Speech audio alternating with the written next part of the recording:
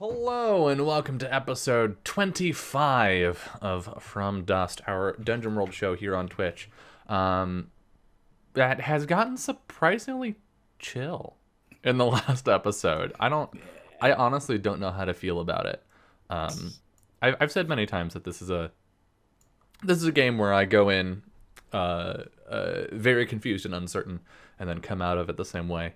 But really, like I got so used to like high tension. We're gonna get into trouble with shit, and everything's gonna be a mesh. Gonna be at the edge of my seat the entire time, and now I'm like, who's gonna make out with whom today? That's the real question. That's the mystery. That's the question I want to find the answer to. But before we hop into that, we gotta go around and do some check-in. Say hello. See how we've been doing. Starting with Summer. Hi. Hi.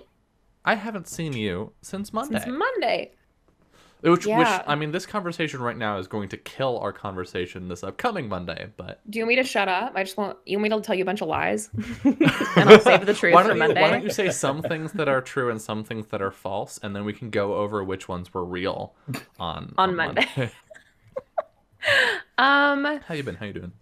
I'm doing good. This week was kind of a shit show. Just down, up, down week. But I made it to the end of it. Yeah. And I'm feeling better. So that's hype as fuck. We had a season finale this week of Monster Hearts, which I used. I I talked about this in the stream, but there's a point in most PBTA games where I kind of figure out where it's going, because obviously I don't plan. So I'm not like working towards an end goal. The end goal is what the players are interested in.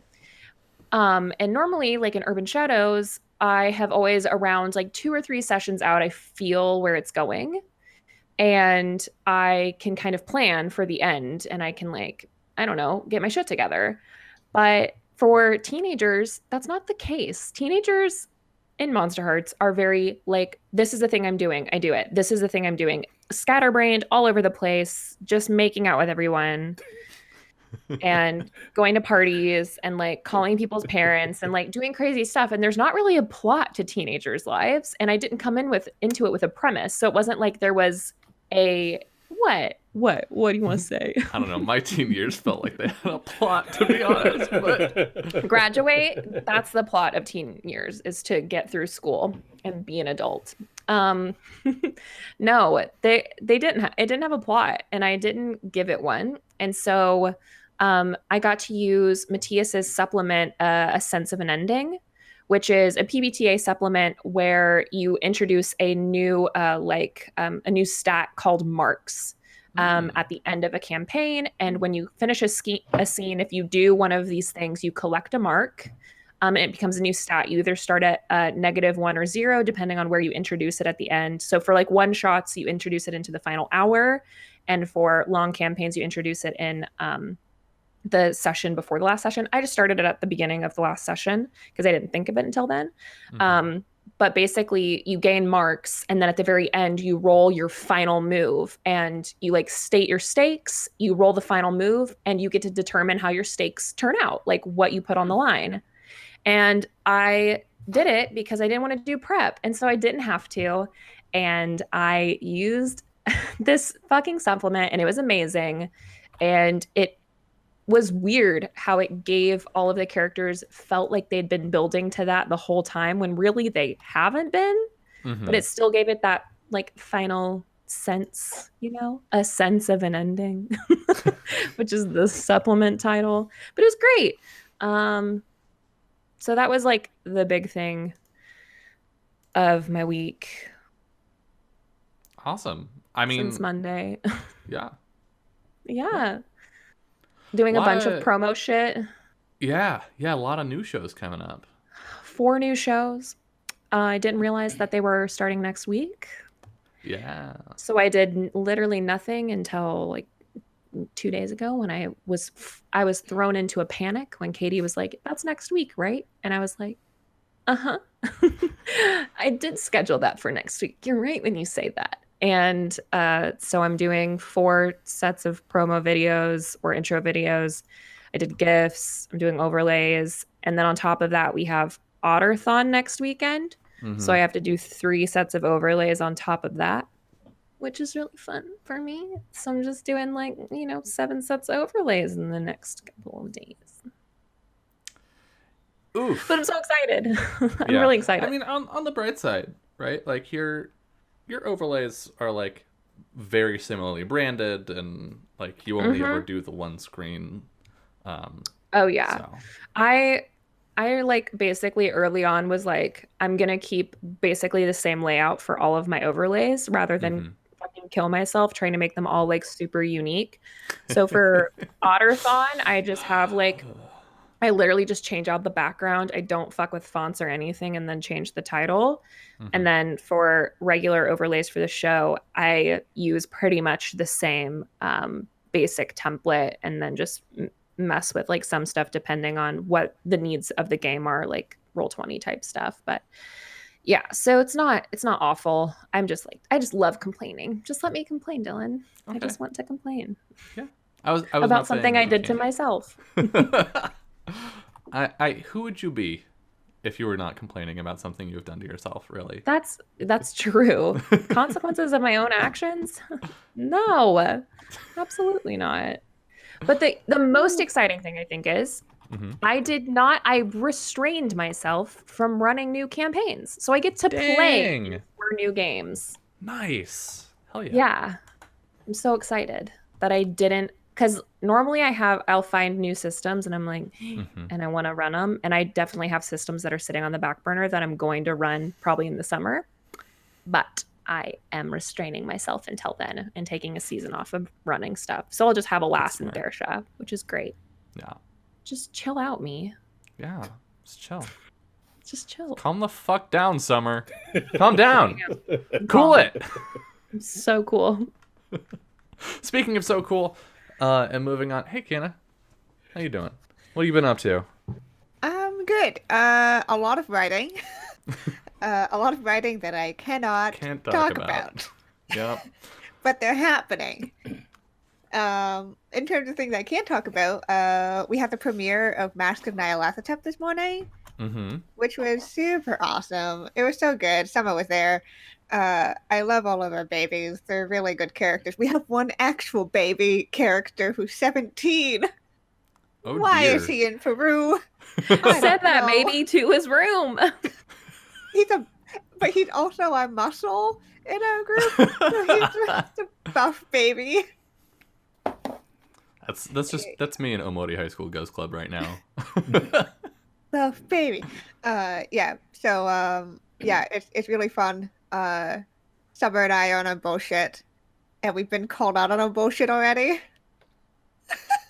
Like 20 minutes As you in, I should feel be. like. Yeah, 20 minutes in, they were like, so to our characters, they're like, so are you came together, but are you together? Together? Oh no. The answer to which is no. Though Charlie may wish it. Yeah, it's annoying. I'm writing a letter to the editor Mm. with my complaints. The editor is yourself. I know. Yeah. More pining bullshit, but is it Shocking. mutual?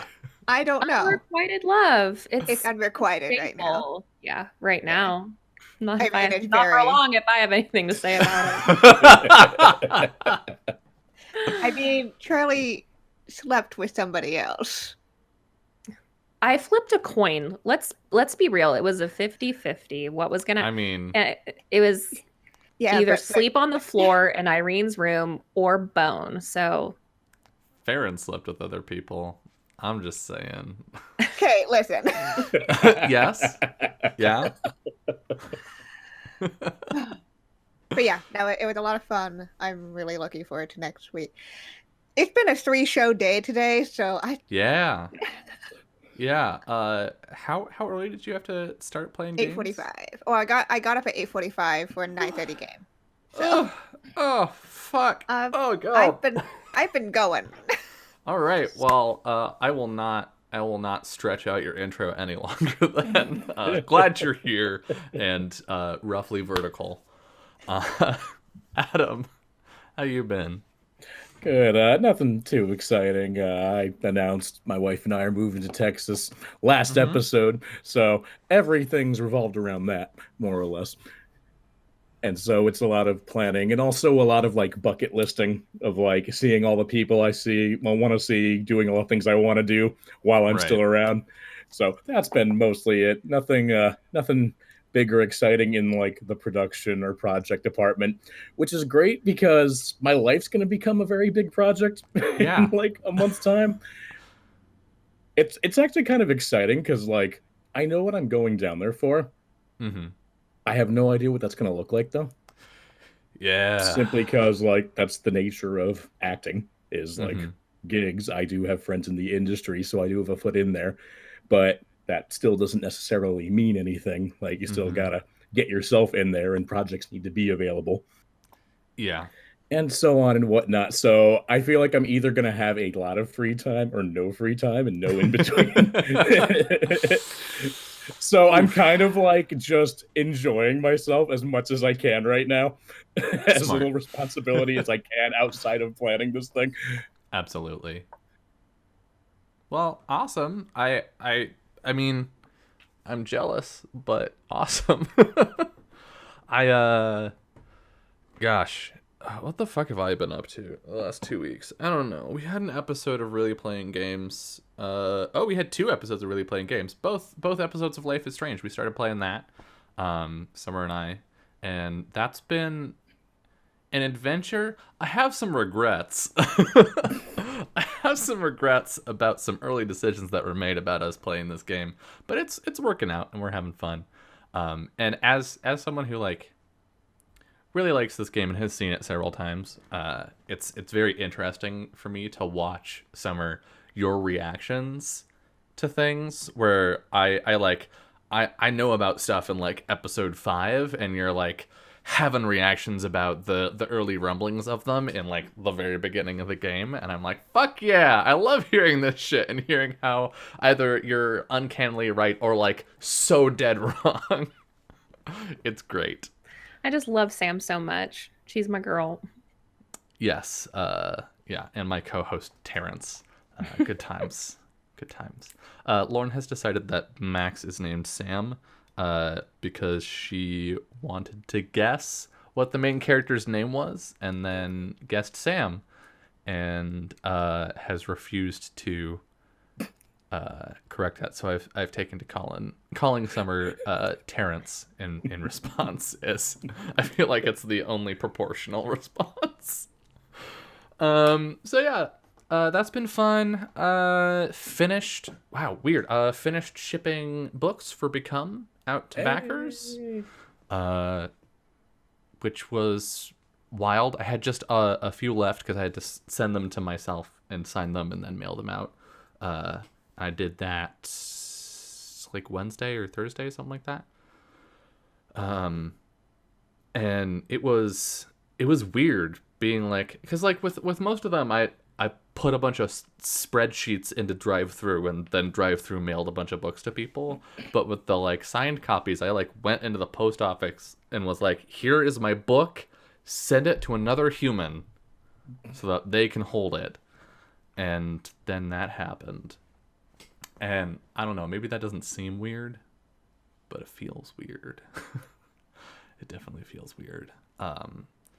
So yeah, now I'm thoroughly into the process of getting the full release of the game out to everyone, so that people who didn't pledge to the Kickstarter can buy it. But also, I still have some stretch goal things that I need to get to, and some backer reward things. Specifically, I have a bunch of mysteries that I have to write for that, and I'm working on those. But I can't really talk about them. So yeah, that's fun. Oh shit! On Thursday. So Thursday is usually my day off, and I usually hang out with friends and watch anime, which is nice. But I was convinced to go to a local game night here in the Bay Area to run Spoken Magic, and it was interesting.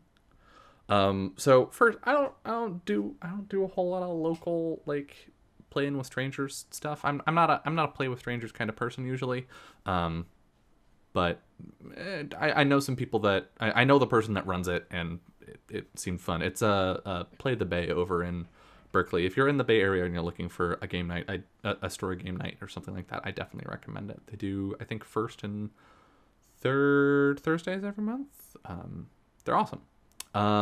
But we had a person show up kind of late, and so they missed the pitches for all of the games and sat down at my game, Spoken Magic, and proceeded to create the most chaotic and off-the-rails game of Spoken Magic I think I will ever see. And we leaned into it, so it ended up being fun, but boy howdy was it weird. So we were doing character creation. One player named himself Bob. That's with 2 A's. His parents were sheep herders, which was like fine. But the person who came in late, his character's name was Kaplan Crunchet, and he was a pirate. So okay, cool. But this is the thing that just firmly took us off the rails, but also I think is the most brilliant bit of world building I've maybe ever heard, which was that, of course, pirates are people that go around in ships and steal candy to distribute to children. And rum is brewed from the leftover sugar. So he was a pirate and a candy wizard. And so the word that got passed around the table the most, and this happens frequently in games of Spoken Magic, or at least in my experience, is you have one word that tends to get passed around to every single player, and it becomes kind of central to the theme of the journey. And the word that got passed around was candy. And you know, when your word is like fire or fate or the feeling of warmth when you look into the eyes of the person you love, right? Like when your word is one of those things, you get a lot of different kinds of spells and different effects, and you end up telling this nuanced story around one central idea. When your word is candy, you end up turning a lot of things into candy. And so we're going through and we're just turning everything into candy. Like, that's our solution to problems, is turn it into candy. We had a ghost king show up, and he became the king of cotton candy. And like we used the word change and the word candy to change him into it was a thing. But the other weird thing is we succeeded on all but 2 spells over the course of the journey. If you've ever watched or played a game of Spoken Magic, you probably know that there's a lot of like, you don't quite get what you want, you like try very hard, and you get a couple like hard fought victories, but most of the time you just have to watch as victory is just out of your reach, which is, you know, part of the design of the game.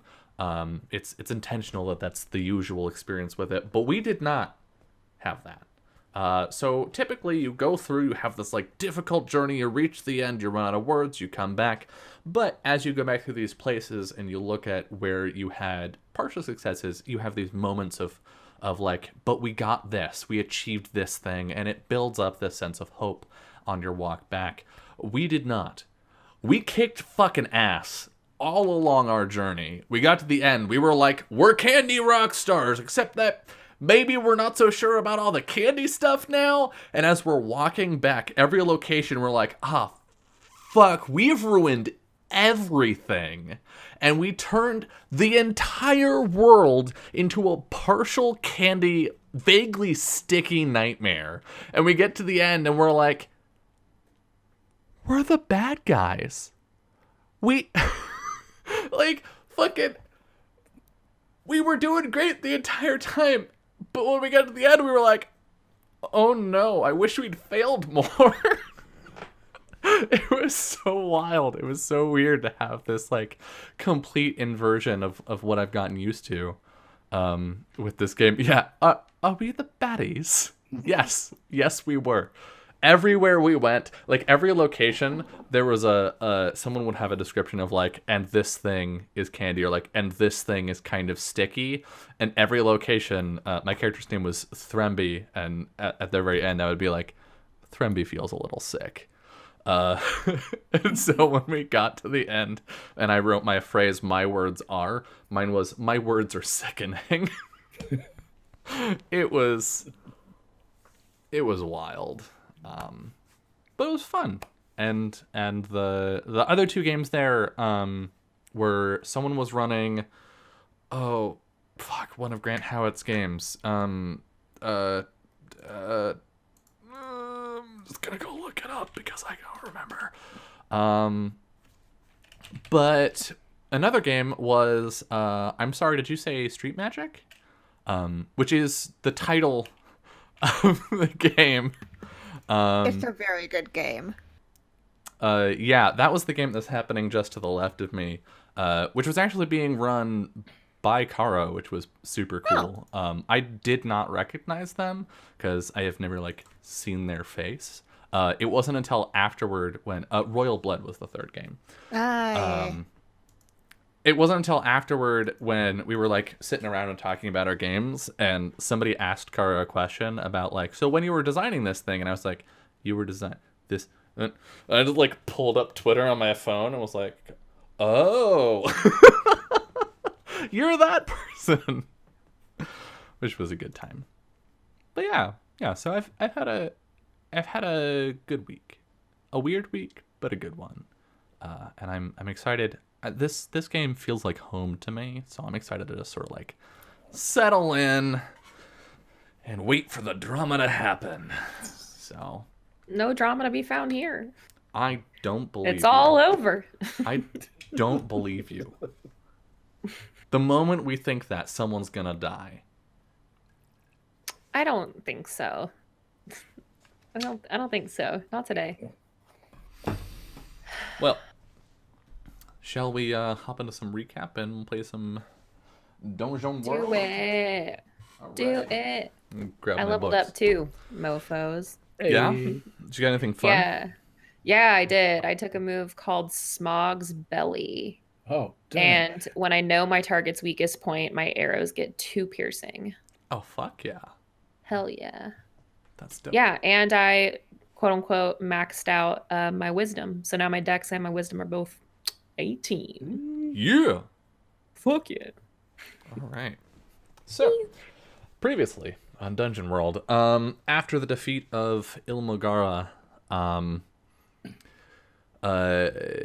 Farron, I want to say almost drowned, but, like, kind of kicked ass at not drowning. Breathed in a little bit of salt water, which is never good for you, but managed to not drown in the middle of the ocean. Teleport home. Picked up Fletch and then later also Willow, and brought them back to Elisargin, where they discovered that Ilmagar was dead, and the army of undeath, the unbidden, with her. But unfortunately, one of Rolf's raiders, Rima, had been mortally injured in the fight. Farron was asked to heal Rima and save her life, but had a moment of resurgent trauma, and was unable to summon the magic to help. But thinking quickly, Arrow rushed over and had Gregor use the Fire of Life to heal Rima, and thanks to some good rolls, she's fine. She's fine. Nothing weird at all about that, which is good. Farron had a conversation with Narum, where Narum was like, I could just take care of that for you. While everyone was like, oh my god, Rima's gonna die. And Farron was like, nah, take your scythe and go. And Narum was like, okay. And so he took the scythe and left. And there will be no consequences to that whatsoever. Elsewhere in the world, we got a bit of a cutscene of someone in a tavern somewhere, some peasant talking about how he was deathly ill. Oh yeah, we'll get to that. Don't worry. Deathly ill, and was going to be, consumed by his own sins and turned into a monster, when a woman arrived and healed him and purged him of the demonic corruption within him. And we saw a character who we have only seen in these away from the party cutscenes, the white demon Kazan. I think that's his name. Is that his name? We haven't seen him in like 10 episodes. Yeah, Kazan. We saw him stand up, asking for further details. Meanwhile, back in El Surdran, with no army of death or hulking monsters or teleportation between them, Gregor and Farron finally talked about their feelings, and both came to the agreement that there's some actual like romantic feeling there, and they kissed fucking finally after 24 episodes. It only took 2 anime seasons or an entire like television season for that to happen. A year and a half, 2 years of gameplay, something like that. Yeah, no one's bitter or frustrated about how long that took. Certainly not. No one. But yeah, it was cute and wholesome and awesome. Things sort of slowed down at that point. People set about cleaning up the city and mourning the dead, which brought some sort of a gray mood over everything. But the following morning, while Gregor and Farron had stayed up all night pretty much to talk about their feelings with each other, which is, such a mood if you're 17. They were they were turned into unwilling sacrifices at the altar of Mien's need to talk to somebody about what's going to come next, when Willow, or I guess now she's going by Hawk. Whew. Hawk. God damn. It was actually a lot easier when she was Willow. Get over it. She's Hawk now. Hawk came in and got the two of them and sent them to talk to Mien, because when she had gone to retrieve Arrow to have a conversation with Mien about this whole taking the Fire of Life, or part of the Fire of Life elsewhere business, Arrow had confessed that he was planning to propose to Fletch, and Willow was like, "Cool, bro, have fun," and then did that. The conversation with Fletch was complicated, but good. They agreed to be engaged, which is super cute. But Fletch requested that they wait a little while, so they're not like getting married while a bunch of people have like just died. And Arrow was amenable to that. And Mien had, I think, the warmest conversation we have seen her have on camera with Gregor and Farron, as she agreed to let them take a small amount of the Fire of Life with them when they left, and that the two of them, though outsiders, were welcome back and could consider themselves citizens of Elisurdran with both all of the privileges and the responsibilities that come with that title. And I think that's where we left off. So,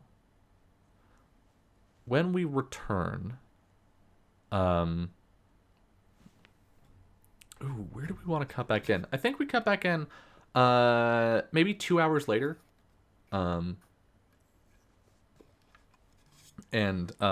there's a knock at your door, Gregor and Farron. I'll go to answer it. Yeah, there's you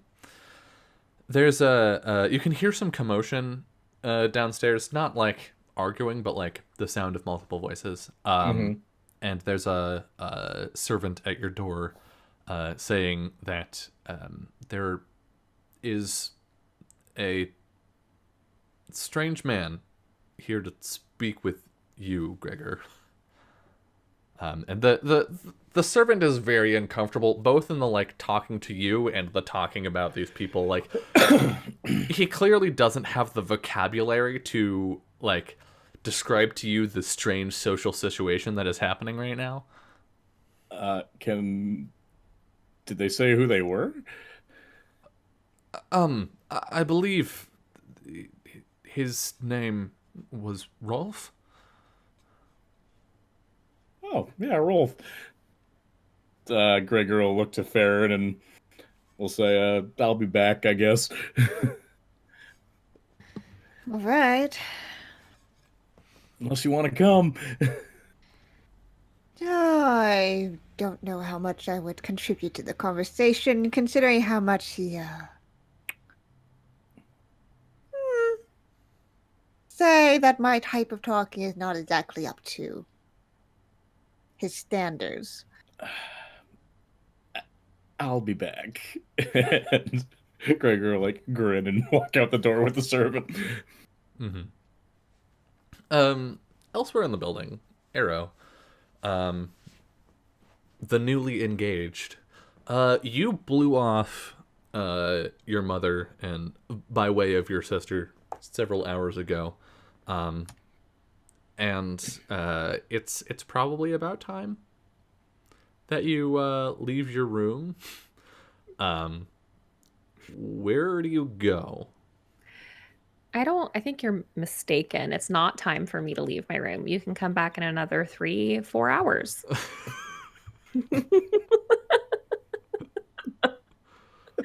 No, I'll fucking go. I think Fletch leaves. Fletch is gone. Fletch breaks off the engagement. She disappears. Try and escape me now. No, okay. Chill out.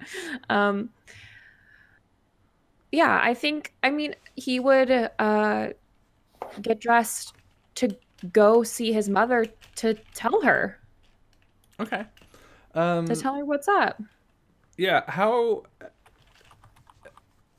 Is it chicken shit if I bring her with me? A little bit, isn't it? Is that not... Okay, so I've never been engaged. Is that not how people typically do that? Like, especially if you're staying in their house, right? Like, if you're at your parents' you would think house you would tell them together and you get engaged, like, wouldn't you be like, that's how they always do it in TV shows. Like, we have an announcement to make. That's not how I did it. That's not how I did it. I started rapid fire calling every single person I knew. Yeah. At like 9 a.m. And both my parents knew, so they weren't surprised. Right. They were just like, we were just waiting for it. But yeah, I'm trying to decide what I've been thinking about this a lot. What actually engagement looks like in Elisurdran, like what that is. But I think it's pretty stereotypical of like what you would expect, like here. So I think he is going to go talk to his mom, and I think he is going to go by himself. Okay. Yeah. Fletch will offer and be like, "Are you sure?"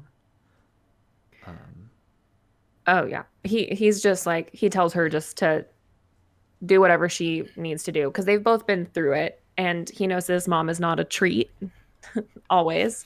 So she's great, but she might also be mad or whatever. He kind of just wants to like,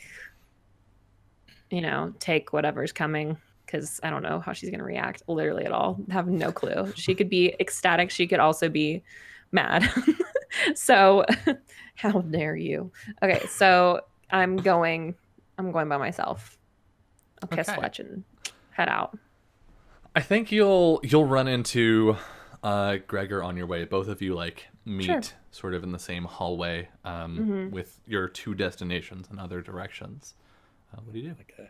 Hey, Hi, how uh, are things?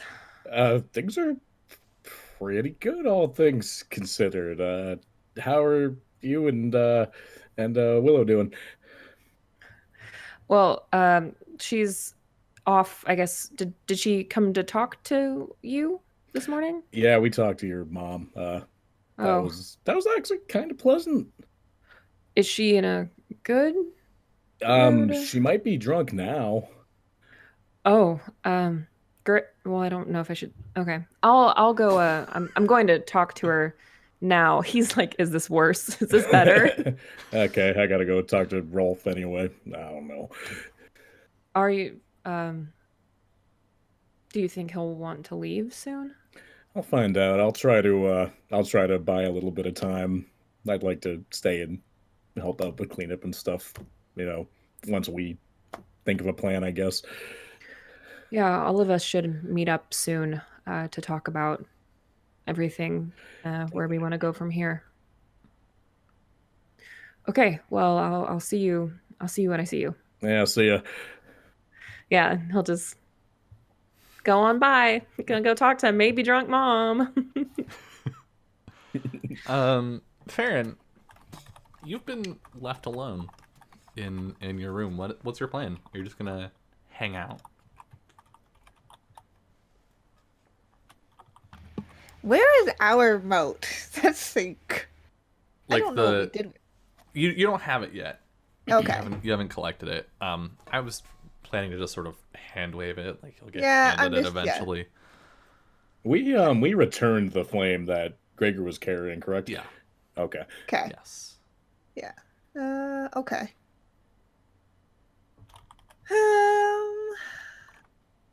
I think Farron's gonna go visit the library. Okay. He's a nerd. All right. Then you'll get to slip past the mercenaries in the foyer as you leave.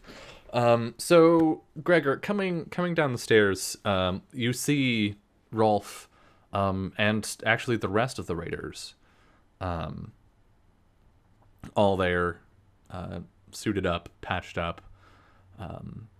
Rima looks to be in fantastic health, especially given her state yesterday. Yeah. And Rolf looks at you, says, "You ready to go?" I haven't gotten a chance to talk with my other companions yet. If you don't mind giving me a little bit more time.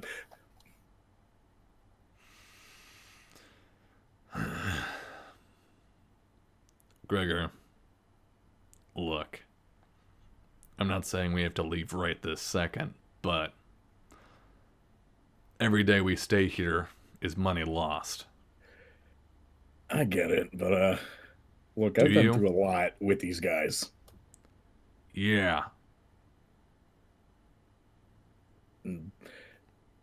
No offense, but if I'm ready to move on to this next thing with you, I need to make sure everything is in its place with them, all right?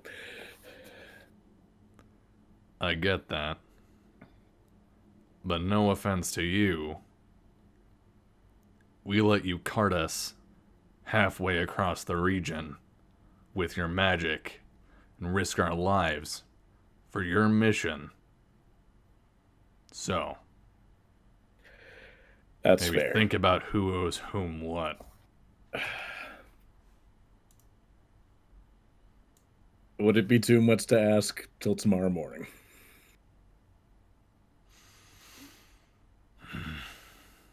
He looks at the others. We'll meet you in the morning. Thanks, Rolf. Glad you're all doing well. Rima? She like starts when she hears her name and then looks at you and stammers a little bit and then blushes and looks away. Thanks, Rolf. Yeah, I'll find you in the morning. All right. Don't keep me waiting. I wake early. Okay. I think fairness, you're deciding to head to the library. You hit the bottom of the stairs like as they're turning and leaving. Oh, that was a quick conversation.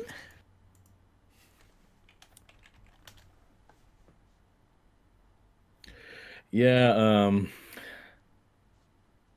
Rolf wants to head out as soon as possible, but it didn't feel right without checking in with everybody and actually, talking first. Right. Something that we should do sooner rather than later. Yeah, Arrow's checking in with his mom right now, but maybe after that. Right. I was actually gonna go swing by the library for a moment. Yeah, I'll go with you. Right. All right. The two of you head out, and we go up the stairs, up another set, and down a hall, where we see Arrow standing in front of an ornate wooden door, the door to your mother's office, basically. Do you hesitate? Do you knock? I think he's been hyping himself up the whole walk over here, so just getting ready. So he knocks. He's not going to just barge in, especially if she's been drinking. Barging in while she's drinking could end so many ways, and most of them bad. Who is it? It's Arrow. Come in. He goes inside, shuts the door behind him. And you can She see faced out on the desk. she's not. She's sort of slumped in her chair a little bit. And she's got a pitcher that you can't see into because it's metal and a goblet that's half full. And Love just my mom. like just a mountain, a disorganized pile of papers in front of her. Her sister says you were out.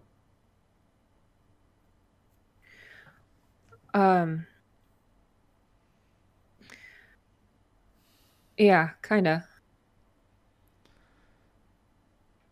Well,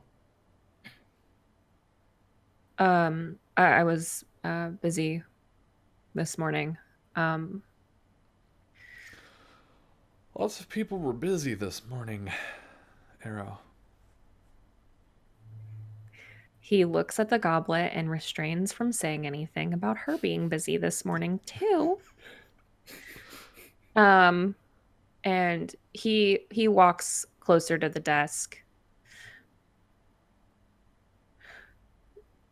You love Allie, don't you? I've been informed her name is Fletch. You love her, don't you?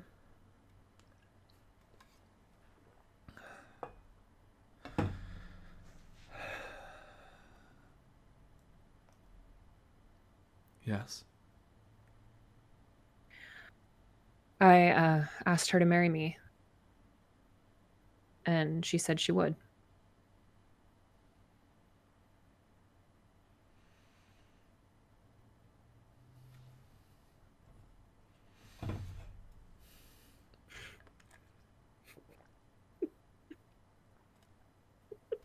She empties the goblet. Yep, sure.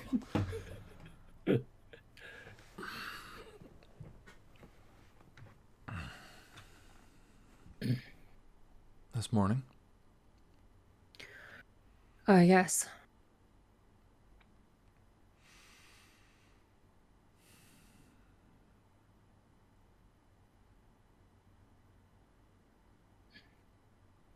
You think this is a good idea?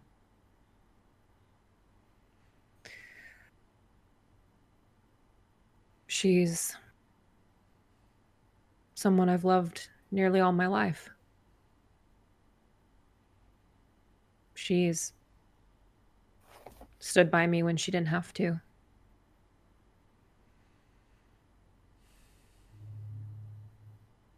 And I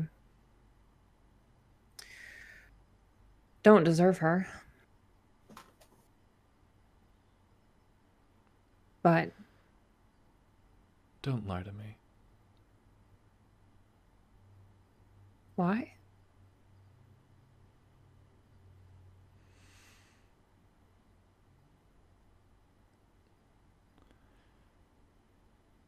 You know. She stands up, and there's a brief moment where she like waits for the world to settle, and then turns to you.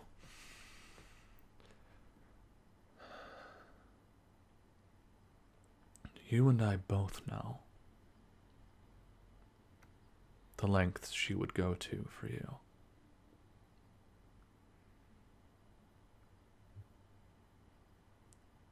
But I also know that when you left, and I mourned the loss of my son,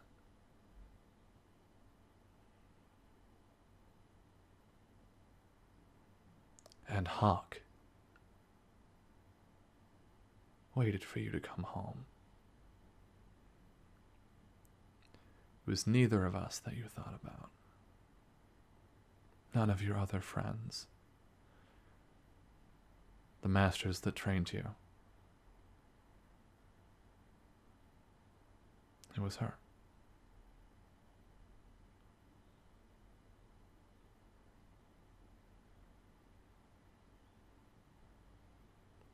You do Ames deserve each shrugs other. a little.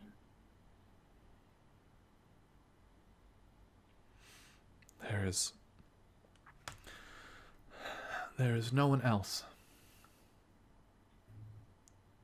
I would rather see you spend your life with. Arrow.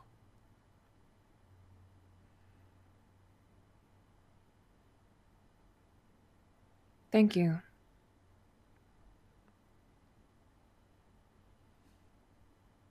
Oh, I'm drunk. Walk over here and give me a hug. Yeah, he does. He comes around the table and gives her a really big hug. Don't mess it up this time. I won't. I won't. You're not staying, are you? No, not yet.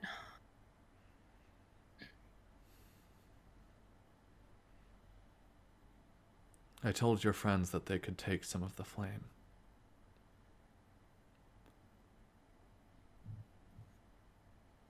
Thank So- you.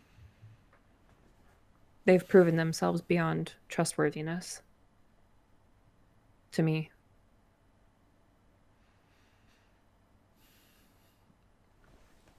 She settles back down.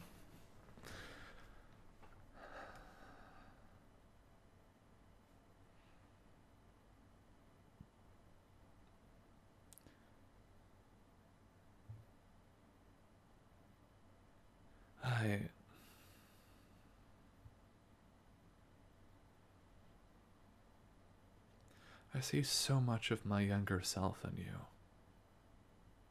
Arrow.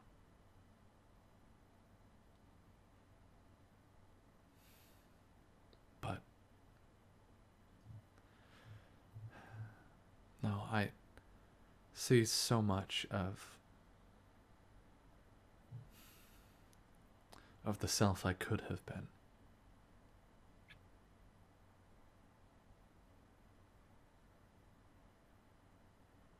You have grown beyond me.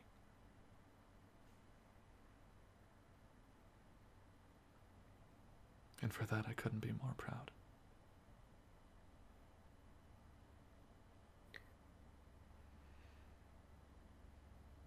So we'll be allowed back. You will. Anytime.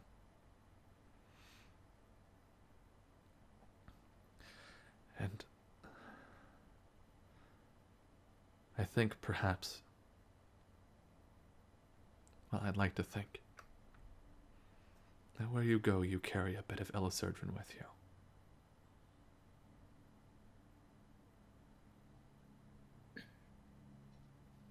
This place is my home. It always will be.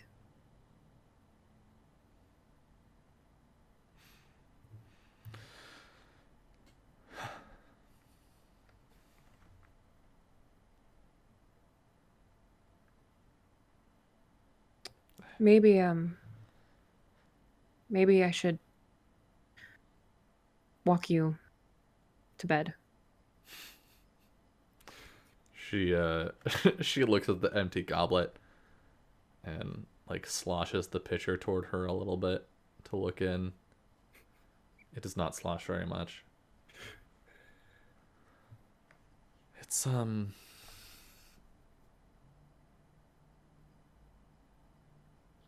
it's a little early for that, but maybe a brisk bath. She stands up. And I think as you walk with her out of this chamber, and we're at the top of an hour, I think this is a good place for us to take our first break of the evening. So, we're going to step away for about 10 minutes, and when we return, you'll see our party gather and discuss their next steps. See you soon.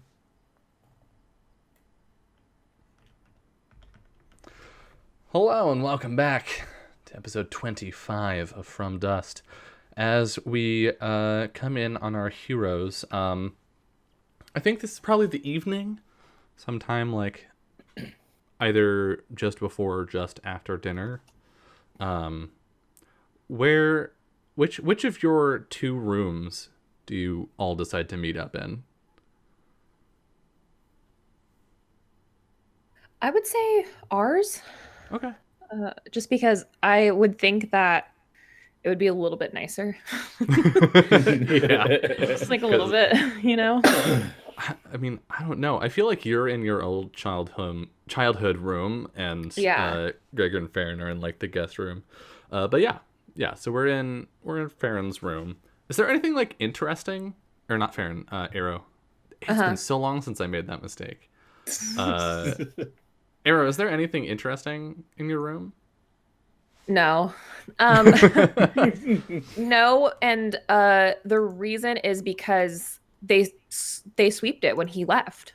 So all of the stuff that was his is taken out. So basically the basics are left. He had like a desk, a bed, a pretty big dresser, a side room that was like basically like an entertainment. It's more of a suite than it is like an actual bedroom. And I think that this room he actually did share with Willow for a time. Okay. So I think the side room used to be hers until she got big enough to like want her own room.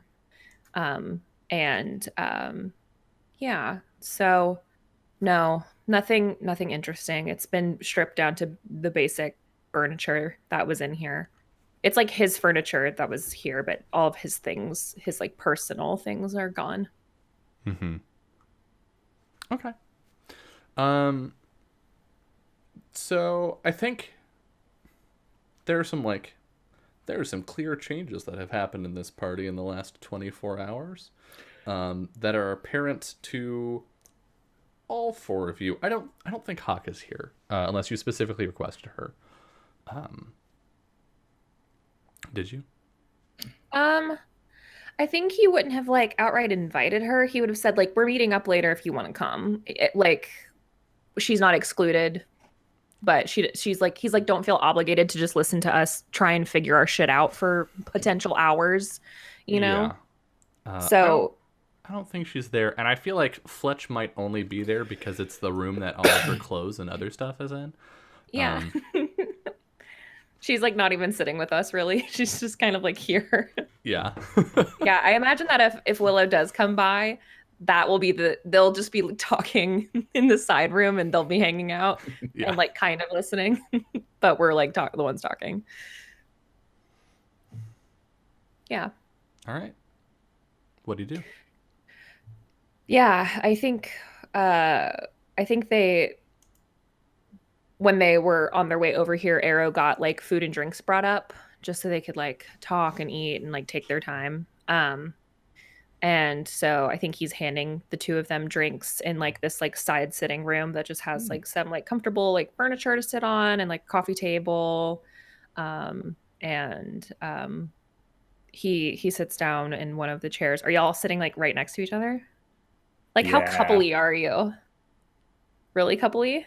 Here's how I envision it. Okay. I think Rager's in the middle, and then Farron's next to like him on one side, and then Skullbreaker has his own chair on the other side.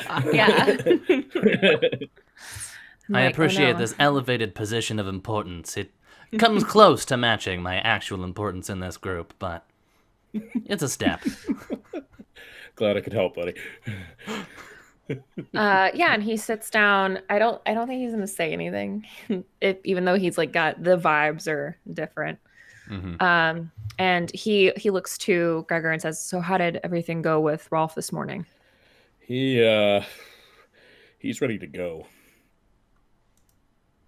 Yeah, I assumed that he probably would be impatient to leave. Yeah, he wanted to go today. I managed to talk him into tomorrow morning at least.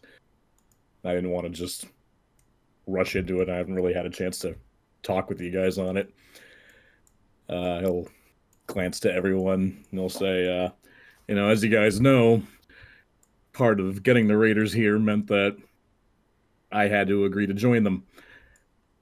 Don't know exactly how long, but I want you guys with me. Like, Arrow, I know a lot just happened. You might have business you need to take care of. I understand if you can't. But I don't know. I don't want to go anywhere without you guys. I do think it's important we stay together. And this could be good for us. Like, I don't know, after all this, Simple could be good. I could use some money. Rolf's real good at getting paid.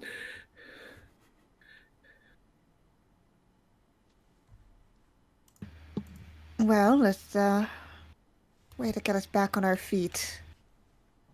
Little less high stakes.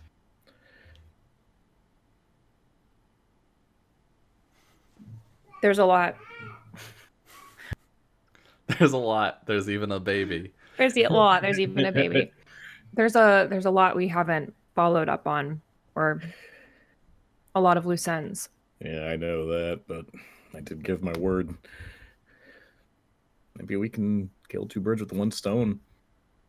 Rolf and the Raiders are well traveled. And it won't just be the three of us traveling. That's true. We'll be with a party, a large party. They survived all that, and I think they've proven themselves. Do you think they'd be willing to take direction? No, I think we'd be willing to be taking direction for a bit, but Well, Fair and I have made no agreements. Maybe they would be tempted by information we have to offer. Fair point. And then if we can somehow make these other endeavors profitable, that'll make it easier. The Raiders are simple in that regard. Well, how much do they usually charge for a job? Depends on the stakes, really. Because I got money, baby. I'm rich. Pardon me while I go to the book. Yeah, Ah. sure. That's a fair point. If you're able to pay him off early, can maybe get him to go along. Let them think they're in charge.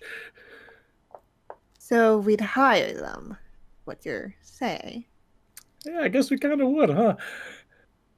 I think that we could make it seem like it was their idea. Farron, you and I could have a quite loud conversation as Gregor's getting ready to leave in the morning. Talk about how we're going to be taking on a job that either profits or that I'm willing to hire for. And if Rolf overhears us, we offer to pay him. Sharon like tilts their head and like kind of remembers all the times Arrow had tried to lie. I'll let you lead the way.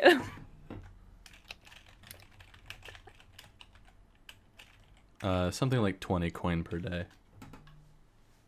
Per day. Mm-hmm. Okay, well, traveling's easy because we have Farron. So Arrow would say, depending on how much they charge, then we don't have to waste time traveling. Farron, you can take us close to where we need to go.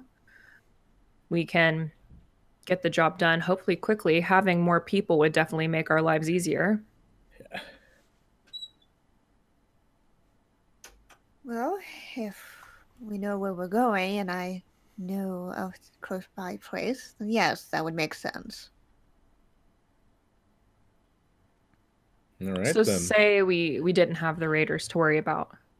Where would we go? I'm worried about Annika, guys. We haven't seen her. Yeah, she left, remember? I actually need a little bit of clarification because that was the episode I wasn't there for. Oh yeah, yeah. She was I a thought- real bee to me, and then she left. She was I the think I missed opposite of that a bitch part. to you. I thought you were a we got bitch. separated. No, she left. Okay. Yeah, things were looking bad with the army attacking Ella Surdrin, and Annika was like, we should probably not be here when that happens. And the rest of the party was like, we're going to go into the middle of the army is actually our plan. And she was like, cool, I'll go with you as far as the edge of the forest, and then I'm leaving. But Arrow, who was worried about his adoptive sister, was like, hey, I just want to like use your blood magic really quick. Cool. So I'm gonna try and manipulate you into that. And It was a Aniko- bad roll. It was a bad roll. It was also a dick move. It was Were both we of all those present things. for that? I Yeah. think so. Yeah. Okay. I think Farron at least was there. Okay. Farron Yeah, was no, definitely there. everyone was there. Okay. And Annika did the magic anyway and said, "Don't ask me for anything ever again," and left. Look, I know we didn't part on the best terms, but Annika helped us get our shit together. And I did kind of promise her I'd get her to White Spire. That's so. Never ask me for anything again.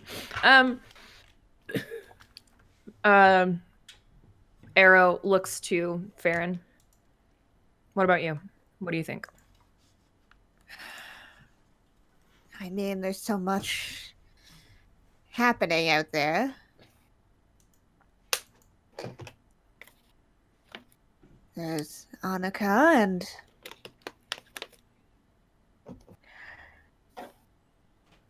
well, I'm not sure if we finished the job when we burnt down that fort. Gregor will like lean back and take a big swig. I almost forgot about Bruno. I wish we could.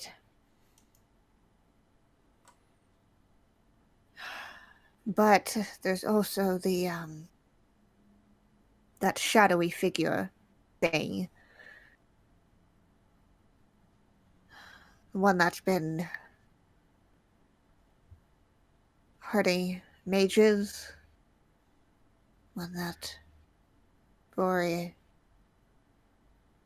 dispelled for a bit at least. Where would we go to where would we even start with that?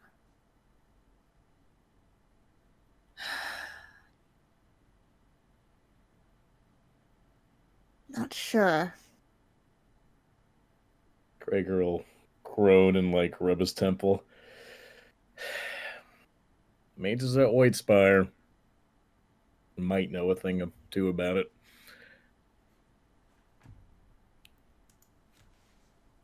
If something's coming after mages, they probably know about it. Can I do some kind of roll to see if I would know a better place to go, potentially? I mean, you could spout lore. I'll do it. What does spout lore use? Intelligence? Great. I'm stupid as fuck. Okay. I mean, Let's go. It's almost like you have a person in the party whose job it is to know stuff. Just about I know. more? Yeah, do it. You do it then. I asked you the question. You're like, I don't know. Figure it out. Roll dice, get experience. 11. Yay, Oh, I'm so glad I didn't damn. do that. Okay. Yeah, I mean, obviously White Spire is a place to go. They're like the central authority for magic in the region. But Farron, you know that carries some extreme risks.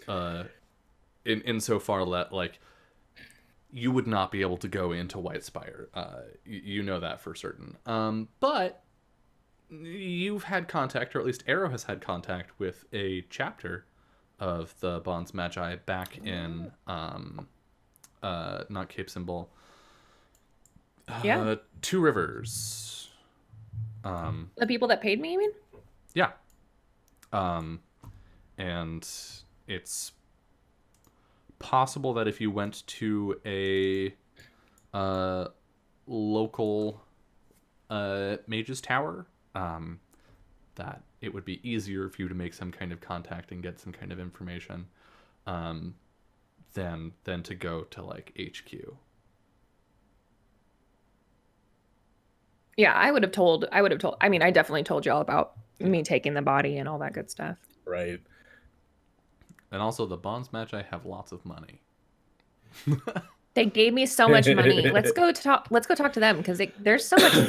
Oh my god, this is a great idea. Because I'll just pay the raiders way less than they're paying us.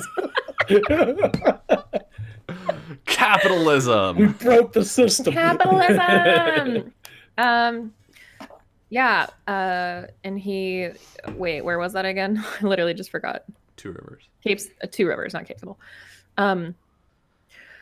We could always go talk to the Bonds Magi that I talked to in Two Rivers.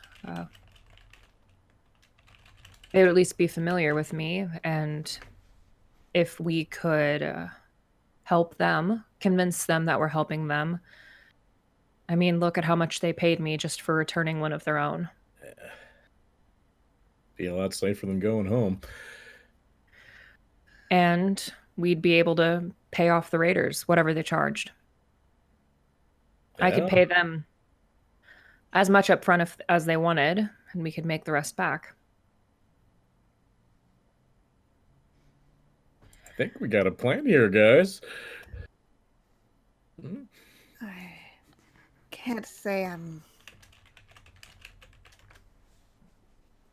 comfortable with that area.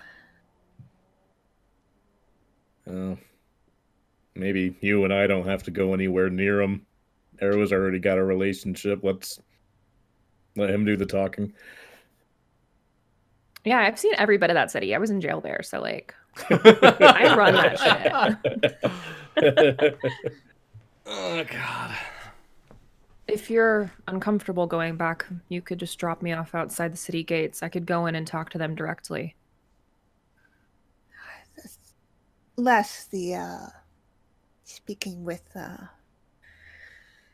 those people as much as it's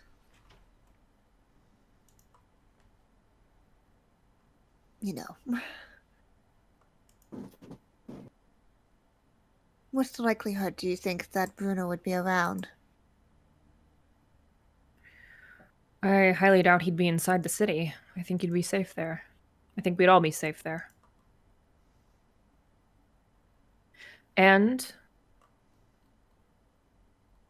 we'd have the raiders with us. We have to remember that. We'd be safer than we would just be the three of us or the four of us. And he like looks into the other room where Allie is.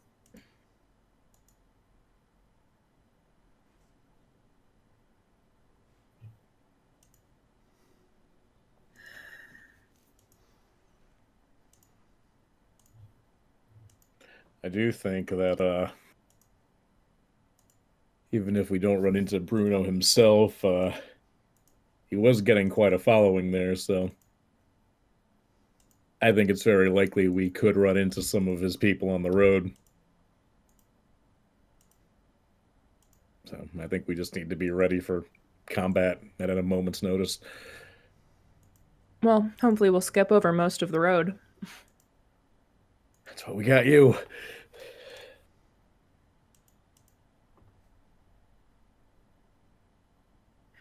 Well, Are you totally against it, Farron?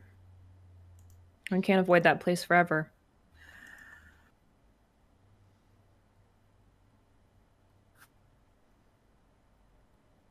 Long as we don't stay too long. And keep our heads down. Regardless, I'd rather confront him now than confront him a few weeks or months or even a year or two down the road when his following will no doubt have grown even more. The sooner we go, the safer it is for us. I agree.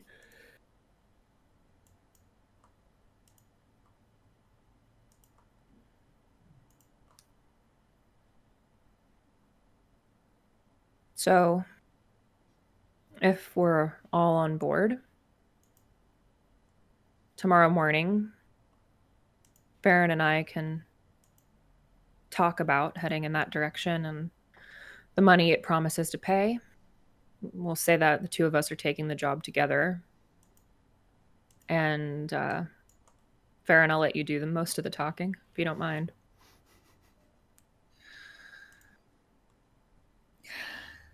I mean, that's fine. Just have to be careful.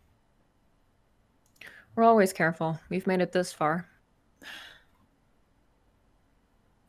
Farron, after what you dealt with, what you took away from this place, you shouldn't be afraid of Bruno. You've seen worse, and dealt with worse, and survived worse.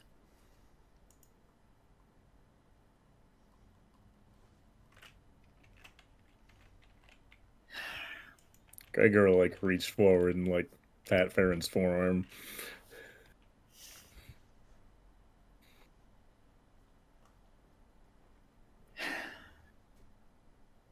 Right. All right.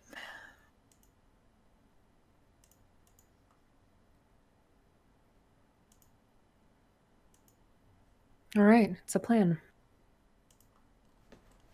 Skullbreaker? Input?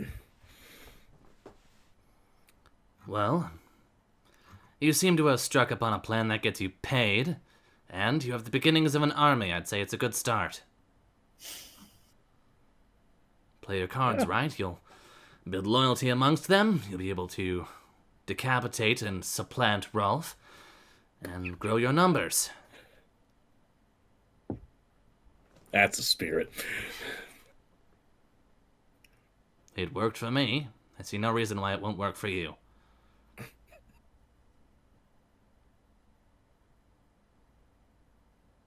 You know, Skullbreaker, considering we just won a very large battle together, maybe you'd feel inclined to finally tell us a little bit about It was a yourself. little, I don't know that I would call it a large battle. If that's what you think a large battle is, you're in for some dark surprises. But it was a battle, to be sure. So? I was about your age when I saw my first battle, Gregor. Though, In we human years? In human years, yes. So I was quite young at the time. But my clan was... Well, we had a bit of a disagreement with a neighboring clan. Territory disputes, that sort of thing. One thing led to another. Led to war. Obviously, my clan won because we were better. But that's what happens when you challenge a clan of warriors and all you do is sit around and make pretty carvings all day. Useless. So yes, I suppose you're doing fine. Well, given you don't have several hundred years ahead of you, might want to pick things up a bit.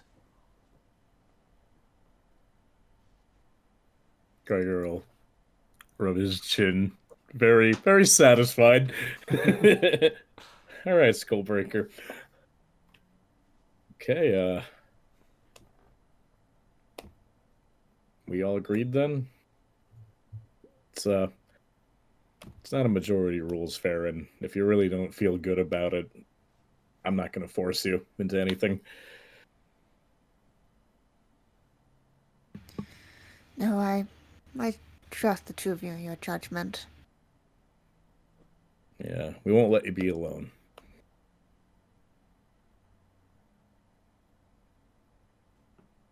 I think Fletch in the other room, like over the top of a book, raises her eyebrows.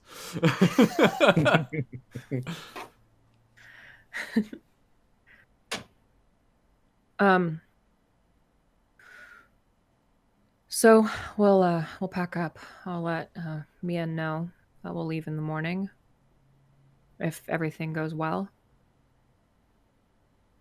And if it doesn't work, if Rolf doesn't buy it, I guess we'll just tag along for the ride.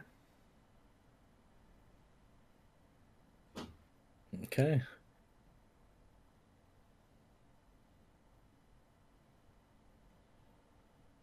Well, you two should, I know that cleanup is still going on, but enjoy the city while you're here. It's a one-of-a-kind place. Would be kind of nice, actually.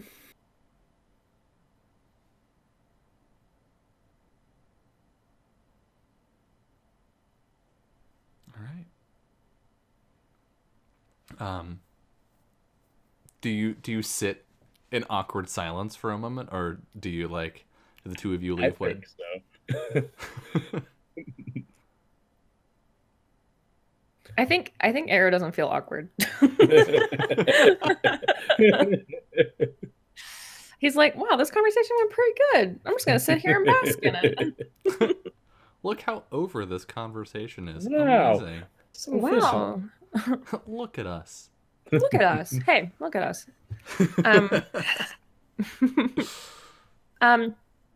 Yeah, but I think as they're on their way out, he would I'm trying to think of like a really romantic spot in the city. What do we think is really romantic? What's like a classic romantic place? Parks. Parks. Any landmarks that are interesting? No, I literally haven't thought of a single one, so it's hard. I was like the fighting arena. What's more That's romantic than romantic to combat, me. really? Combat is intimate. It's sexy, yeah. It's sexy. Yeah, I think that as they were leaving, he would tell you that you should go out towards the gates of the city, but he gives you like a weird route to take. And I think that it's just like I think it's like one of the really old parts, like one of the really old neighborhoods, like first residential areas of the city. That's just like it's like where the forest has kind of started to take back over, but the elves have been kind of holding their own. Mm-hmm. So it's like a really like gardeny, nice architecture, pretty place to walk. And it was probably far enough away from like the gates that there wouldn't be like a lot of fighting that took place there.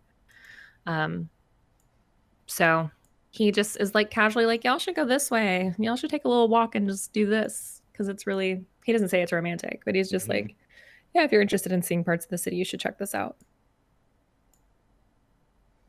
Okay, you in?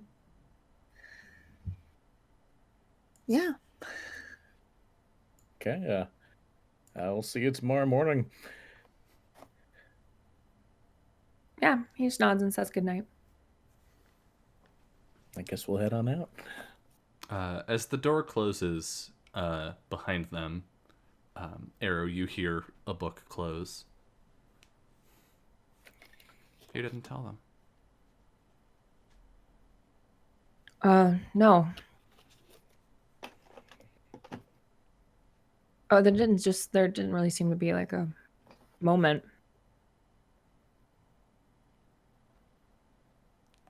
Not saying you had to.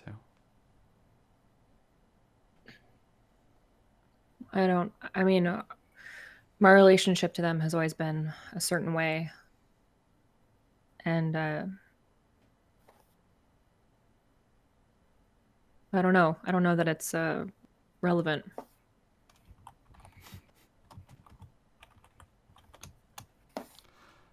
I don't want to presume, Arrow, but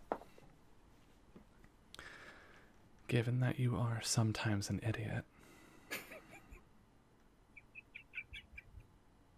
when it comes to how people feel about you,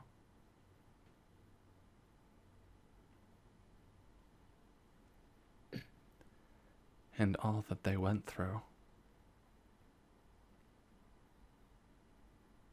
it's possible that the kind of relationship they have with you isn't strictly a working one.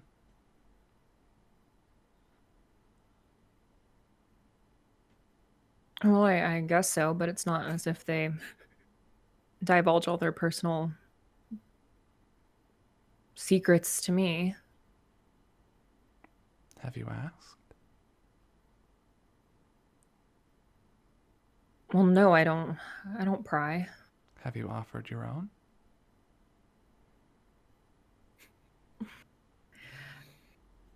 For a long time, there was a lot that I couldn't tell them about myself.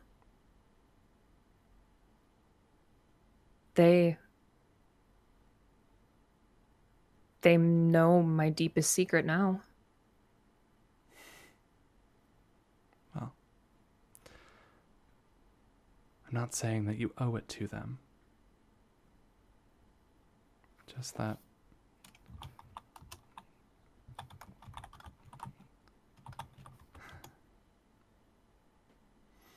just curious.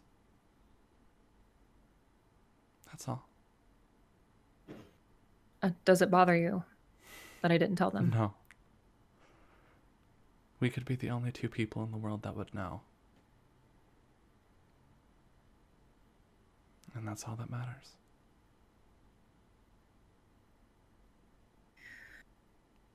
I talked to my mother, told her. She was very happy. Don't sound too relieved. Well, she was intoxicated, so it's hard to know how she might have responded otherwise, but I don't know. I didn't know what to expect. I'm glad Mien is happy for us. I assume you already told Hawk? I told her before I talked to you. How long before? Minutes, maybe? Okay.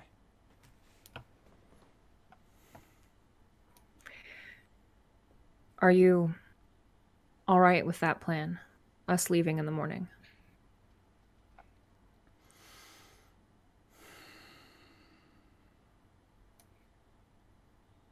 Because if I'm paying the raiders, I can pay them to stay here as long as we want. Don't waste your money, Arrow.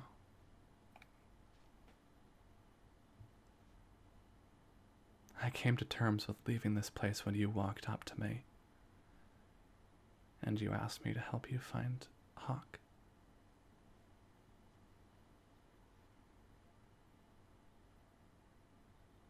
I just want you to be happy. I am.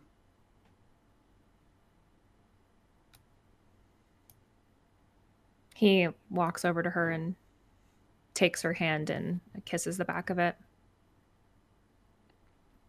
And I think we can cut over to Farron and Gregor. And pardon me, I was reading a bunch of other GM shit. Where are you headed? They're headed to this neighborhood that is one of the oldest neighborhoods of the city. So it's like really overgrown Yeah. with like people still live there, obviously, but it's mostly woods. Yeah. But it's just like this avenue that like it's like classic first date spot, I think, in Elisurdran. And so Arrow basically was like, you should go check out this neighborhood. It's really cool. But it's actually like super romantic. You know, sweet spot. Yeah. I think as you walk through the city, it's evening now, and things have gotten quiet. Though sort of toward the southern edge of the city, you can faintly see the glow of fires. But here, it's just the musty smell of earth mingling with the lighter fruity aroma of flowering trees and bushes, and the quiet songs of a few night birds. And I think you can see, obviously, like, it's as Summer mentioned, it's like it's a little sparse in the way of like homes, and they're all sort of grown. They have these trees grown up around and over them, but because this is classic date spot, I think there are also like some places where like the trees have grown up around small like metal plaques, not like carved into the wood, but like placed and then grown up around, of like people's names, and you can see where like little like small flowering twigs have been coaxed into growing up around them. What do you do? I do just want to say, I think Gregor left Skullbreaker in their room, or like asked Skullbreaker where they wanted to stick. I think Gregor's getting a little bit better about minding Skullbreaker. Not just a weapon, but a person inhabiting a weapon. So getting a little better about not just like sticking them in a closet or something. I will do fine in the room, Gregor. I will keep watch over your things. And let you know if anyone pokes around. Filthy, nosy peasants. So I guess Gregor and Farron will be walking, and Gregor will look around and say, "Man, it's kind of weird seeing Elisurdran not in chaos or in turmoil, but it really is beautiful." It's nice being able to appreciate it with no pressure. No war happening, no sneaking around, no pretending that we belong here. I'm so used to like Sanctuary and all the little villages. It's such a far cry. Yep, it's a very different culture. I hope we get to spend like more time here one day. Be nice. Hey, you okay? Just tired, I suppose. I understand. feel like we haven't gotten a proper break in a long time.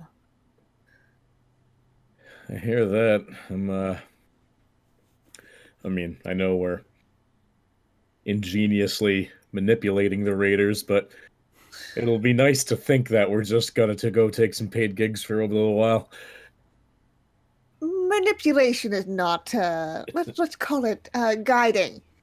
That's why I'm letting you and Arrow do that part. Mostly me. I'm gonna smile and join.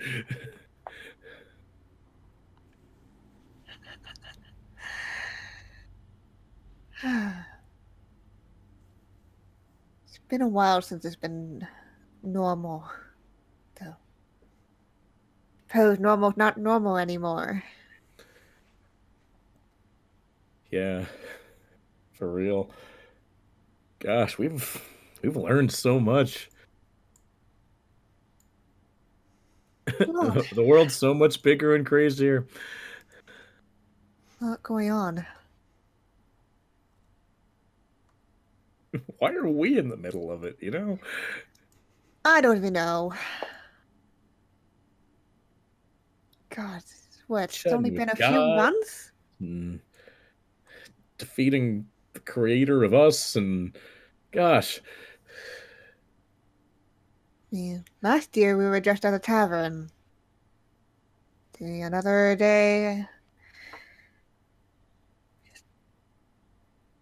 Singing songs, traveling.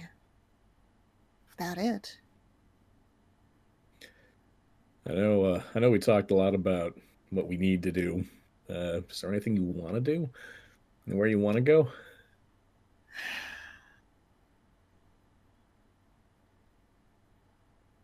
I think I'd just like to see a little more of everything. I mean, I left Cape Symbol and then wandered my way and found my way at Sanctuary and then just kind of stayed there for a very long time. But, there's a lot of the rest of the world out there. Haven't seen yet.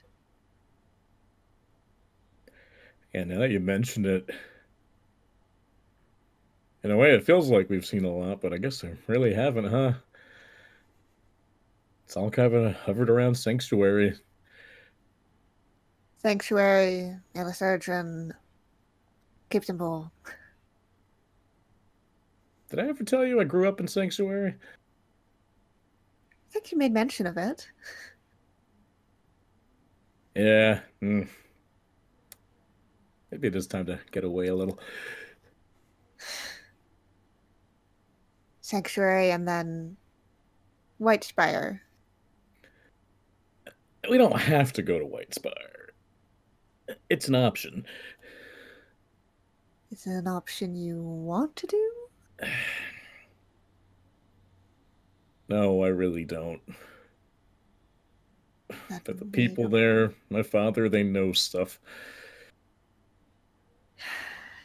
They would also know a little too much about me. Yeah. So that's why I like Arrow's idea. It's unfortunate. At least my parents seem to like you. Hey, Gregor's going to take a little bit of pride in that. Yeah. Though you did lie about the fishing thing. Maybe we'll get to do some fishing. You better learn before the next time we go. uh, My father's gonna take you out and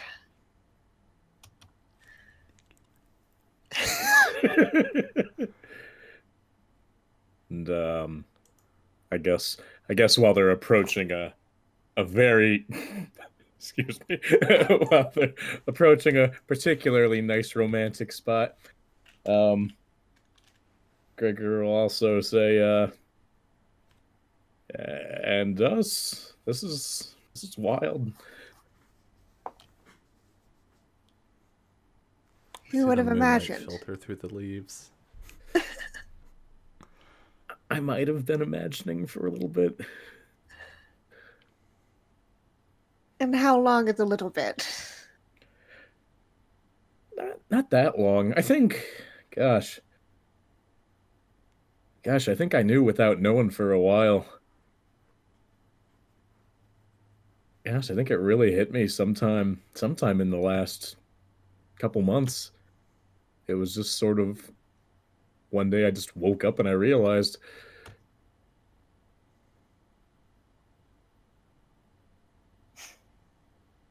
Well, you hit it fairly well, or I was very deep into denial. Yeah, I believe that now. And now you mention it. Listen, it's been a while. I remember that Cape symbol. Oh yeah, I love that guy. Yeah. That was my ex. Did we have this conversation Yeah, in character? I don't maybe. recall. That was my Maybe. ex, and my only relationship romantically before this. Well, that actually makes me feel a little bit better. Because, like, at least you've had some experience in other ways. This is whole new territory for me. I hope I do good. We'll go as slow as you feel comfortable with. Look, I don't know what I'm doing, but I promise I'll try my best. We'll figure it out. The two of us. Should we tell Arrow? I don't see why not. Probably, I bet he never suspected, though. sure. Coming from nowhere. It's probably going to be a surprise to a lot of people.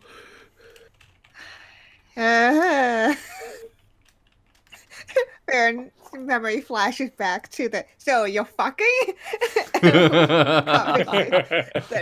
They have. No one would suspect it. Arrow sent us here completely innocent to the fact that it might be romantic.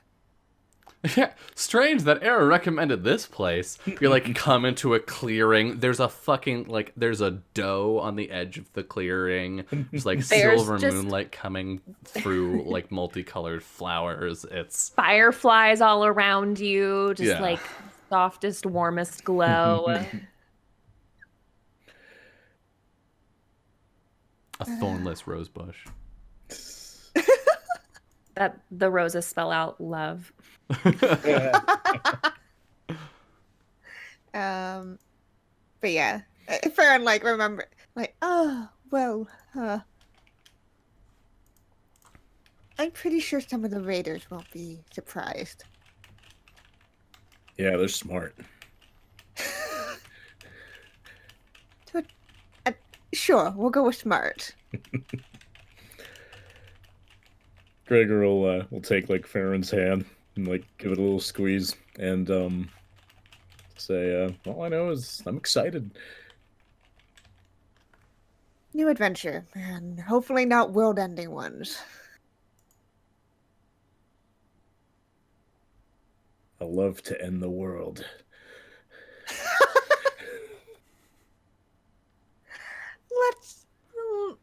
Let's avoid that. Okay. And I think Farron will lean up and kiss Gregor on the cheek. Gregor will still blush because it's still fresh for him. Yeah.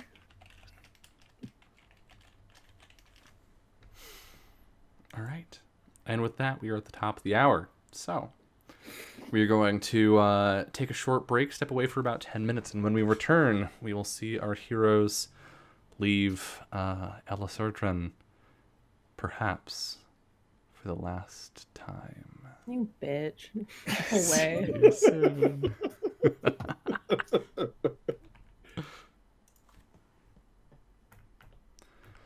Hello and welcome back to episode 25 of From Dust. We come back in on a gray morning in Elis Erdren. The sky is gray. There's just sort of like a thick fog sort of around, and there's a knock at the front door. I suspect y'all are already awake at this point. I'm curious. Are you awake expectantly or begrudgingly or otherwise? I think at least Gregor's expectantly, because Rolf did tell him to, be ready early. Mm-hmm.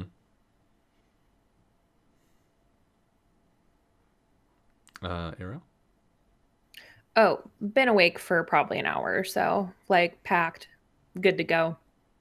Yeah, I feel because obviously the other two went out and that kind of thing, but Arrow probably would have gone to bed pretty early, I think. It's been an exhausting couple of days. I mean, they're still recovering. Yeah. But I think he's used to being back here too. He always got up super early when he was in like the watch kind of thing. So they would get up well before the sun ever came up. So I think that he kind of like weirdly got back into that like headspace of waking up super early. Yeah. And Farron? Probably just doesn't like waking up early, but has to. So. All right. I think the four of you, that being the three of you plus Fletch, meet up in sort of the foyer of Mien's home. And it's quiet. It's early in the morning. Probably sometime around like 6:30 or 7 a.m. What do you do? You said there was a knock at the front door? Mm-hmm. Arrow's gonna go, considering this is his family home. Yeah. Yeah, he goes and opens the door. Rolf is there with the rest of the raiders. They're all packed up. Gregor here? Yeah, he is. I think he's actually just finishing packing up, making ready to leave. Good. Let him know we're ready for him. Would you like to come inside, maybe have something to drink before you head out? Everyone's welcome in. Thank you. We can spare a moment. Yeah, and he'll open up the door. I think he might have been expecting something similar to this, so there's probably like lots of coffee Uh-huh. or tea or water, whatever they're feeling. Yeah. Ready to go, and he'll hand out, a mugs or be a good host. And he is fully packed, but his shit is out of sight. Like their stuff, because he doesn't want to make it obvious that he's like he wants to sell it like he and Farron are legitimately gonna part ways. So obviously they wouldn't necessarily leave when Gregor's leaving. Mm-hmm. He's just playing it chill. But yeah, I think once they're here, y'all are downstairs too, right? Probably in the kitchen or something. Yeah, I think he just comes back into the room where the three of them are, and it's just like, I let them into the front room. I'm gonna bring them out some coffee and maybe a little bite to eat. If you want to join them, Gregor and Farron, there's actually a side room where they'd be able to hear us easily, but not see us. If you'd want to have a particularly loud conversation about where we're going.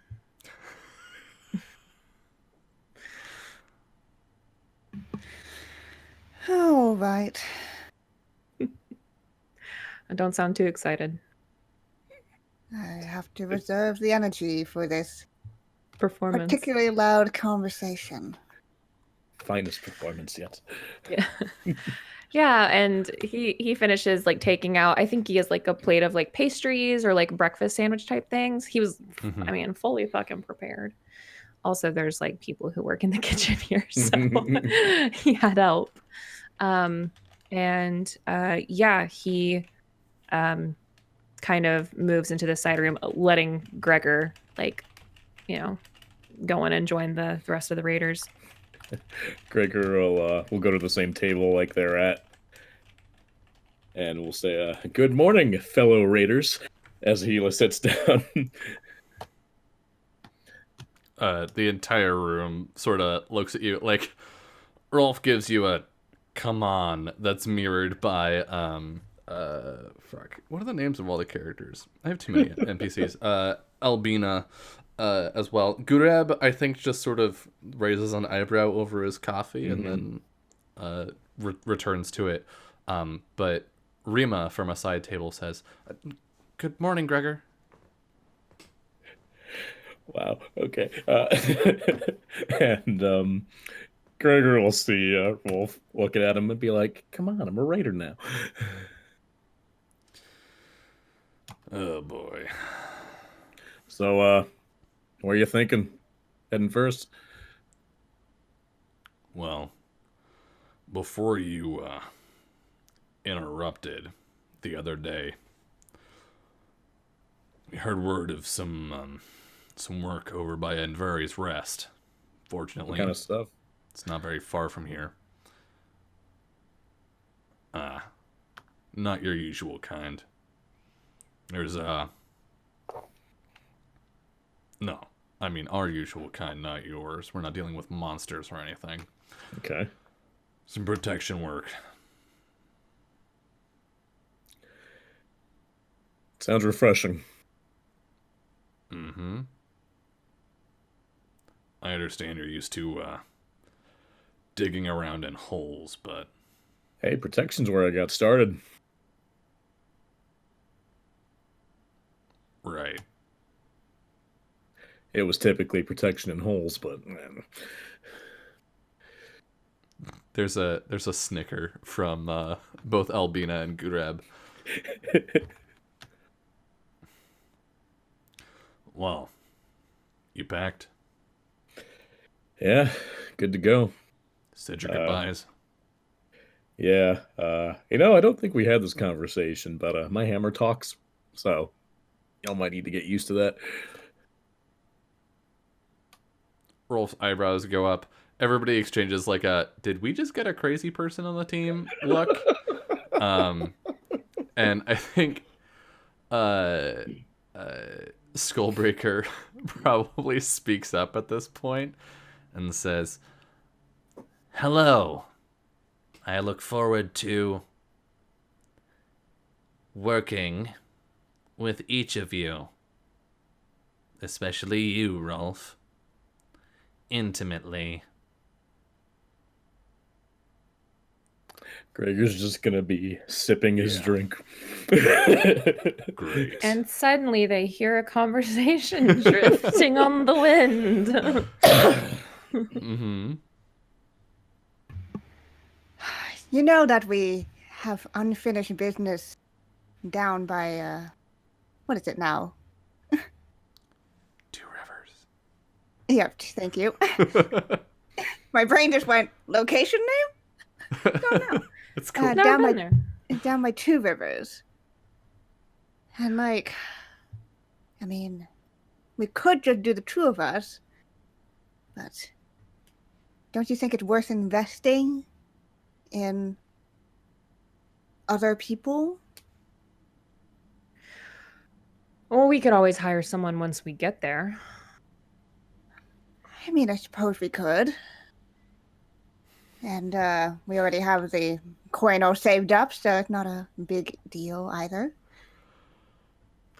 Yeah, and the job should pay pretty well, from what I understand, and from working with them in the past, so shouldn't be much of an issue. Pull on a few people. Yeah, be fairly straightforward. It sounds like you're defying danger, I think. With charisma? With charisma. Yeah, Karen, can I help? Yeah, you may. I will help. Okay. Help me. I will. Aid or interfere. Mimuma. Is I that hope. accurate? Is that really? You only have one bond with Farron? Damn. Mark XP. Shit. F. Okay. F's in chat. Big F's. You know that my tone has always been very convincing. Oh yeah. The one tone that arrow has. Thank you. 13, that's fine. You do great. Gregor, I would, however, like you to do the same. Okay. Can I help Gregor? No. Aid or defy danger? Defy danger. No I one feel can. that I helped by giving them all snacks. This is That's not helpful. so the danger here is that Rolf is gonna realize that like Gregor planned a thing. Like it's because he's sitting here across the table from Gregor, watching Gregor's face as this conversation happens very loudly in the next room. Charm and social grace. Look away. Just look away. Look away. Hide your Gregor. face. Don't let It him won't see be your face. suspicious. That's pretty good. A 7 and a 9. You stumble, hesitate, or flinch. The GM will offer you a worse outcome, a hard bargain, or an ugly choice. Give it to me. I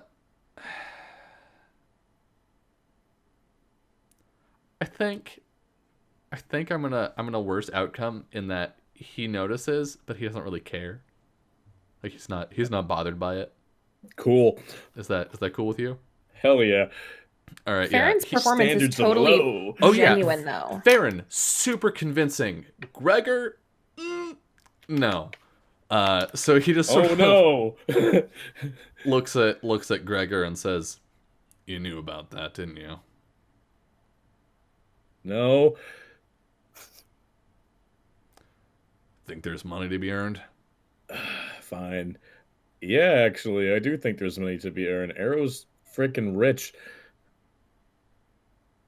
Now you know why I wasn't worried about getting paid for a while. Arrow just took care of everything.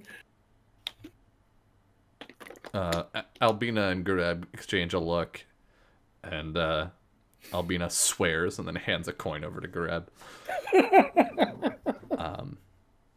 Rima blushes. Rolf stands up and walks over to the door and just opens it onto the two of you and says, "Pardon me, couldn't help but overhearing." What? This room is so soundproof. I apologize if we interrupted your meeting. Breakfast. You're No. leaving. About that. He looks over his shoulder at Gregor. Gregor has proven useful already. Implied there might be a job opportunity nearby.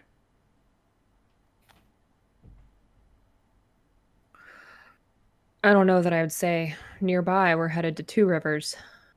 But as you know, we can get there pretty quickly. Mm-hmm. Well, they've been having some trouble with the mages, and last time I did a job for them, they paid me quite handsomely.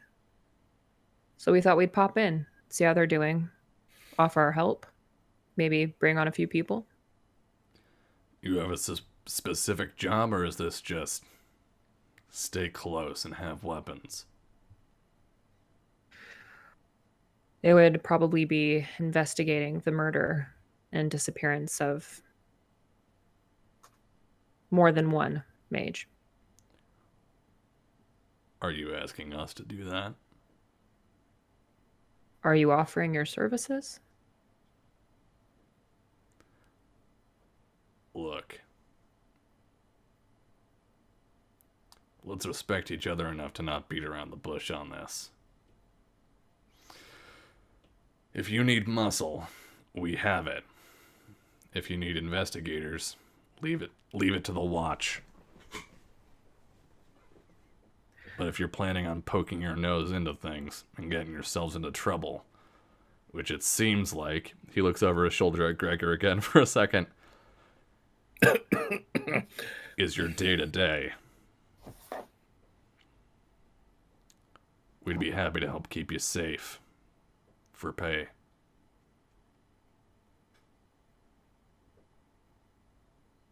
What do you say, Arrow? We already know the capabilities of these people.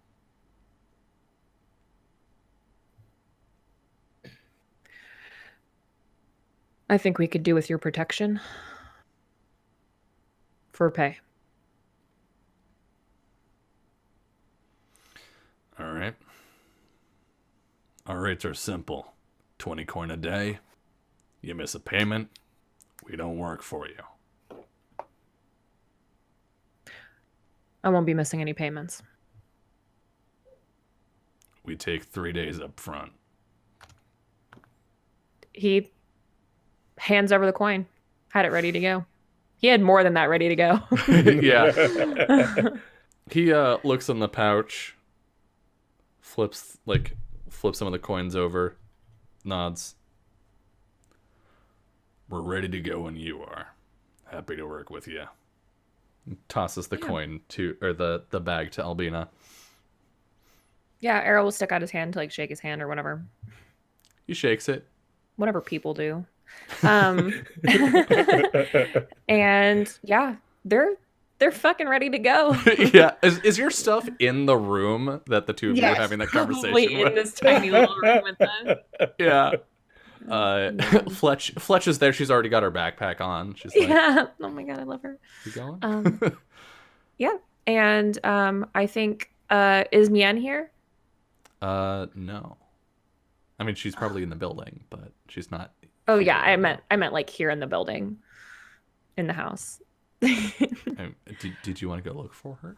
Yeah, I want to go say bye. What about NYC store? Hawk? Your sea store. Hawk is probably here somewhere. Probably. Yeah. Yeah, I just want to say bye to those two. I think yeah. There's like fuckers. there's a dining room, and I think you can find the two of them having breakfast together, or like just sitting down for breakfast when you walk in. Yeah, he's got his bag over his shoulder.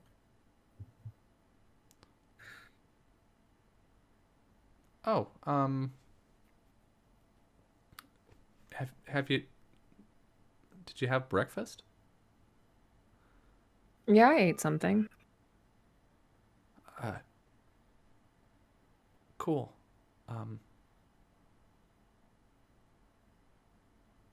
Are you just like going out for an errand or?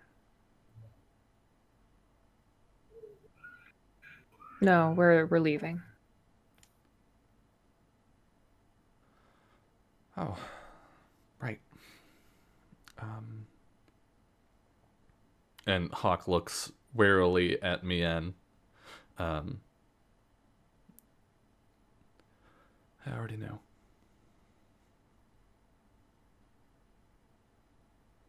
Travel safe.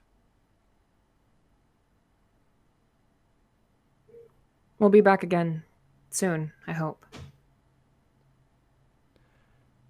Yeah, I'll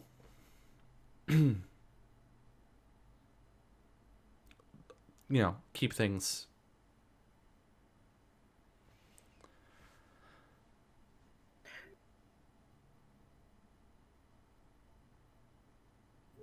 Did you what? did you want to come with us?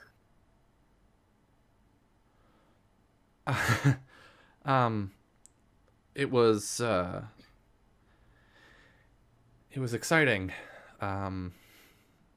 having my guts pulled out through my mouth and suddenly being on the in a completely different city for the first time ever, but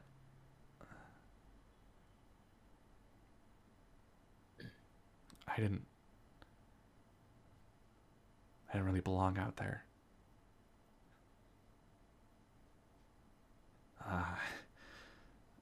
You and Fletch.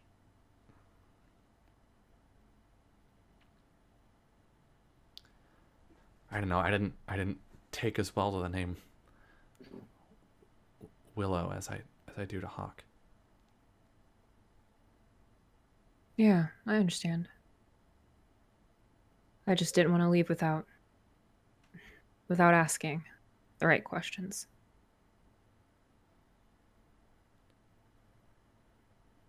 Is there anything I can say to get you to stay? Not this time. I mean, Mom needs help. Mian, like, gives her a look. And that's why you're here.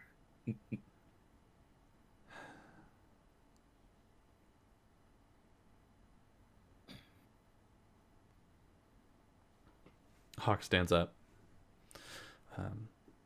And Mian does as well. And Hawk's gonna walk over to you and give you a hug. And say, thank you for everything.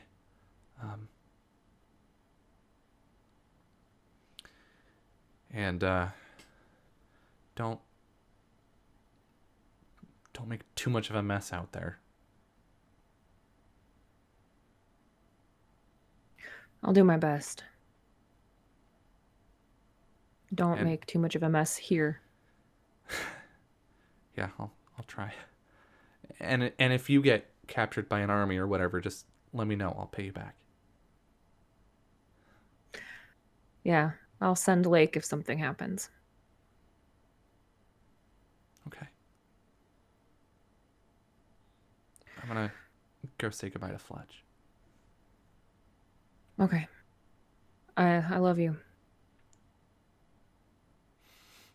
I love you too. And Hawk will leave. You're left standing in this dining room with Mian.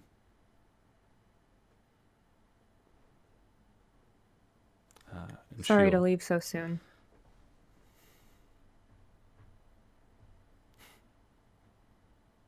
It's almost like you didn't come back. But I did. You did. And she'll reach into her pocket. I had a feeling that I was going to have to keep this on hand. And she reaches for one of your hands and presses a small glass bottle on a silver chain into it. Small as in like this big. Mm-hmm. And in it is a burning flame.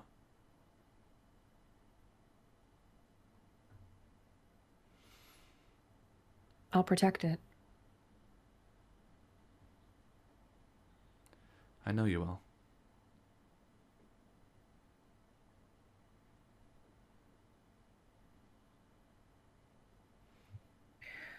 I'll see you again soon. I won't stay long. Or stay away so long this time.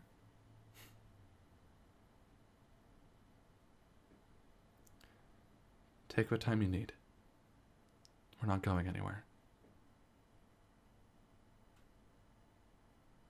Yeah, and I think he comes over to her to give her a hug. Yeah. She hugs you. And I think she kisses the top of your head.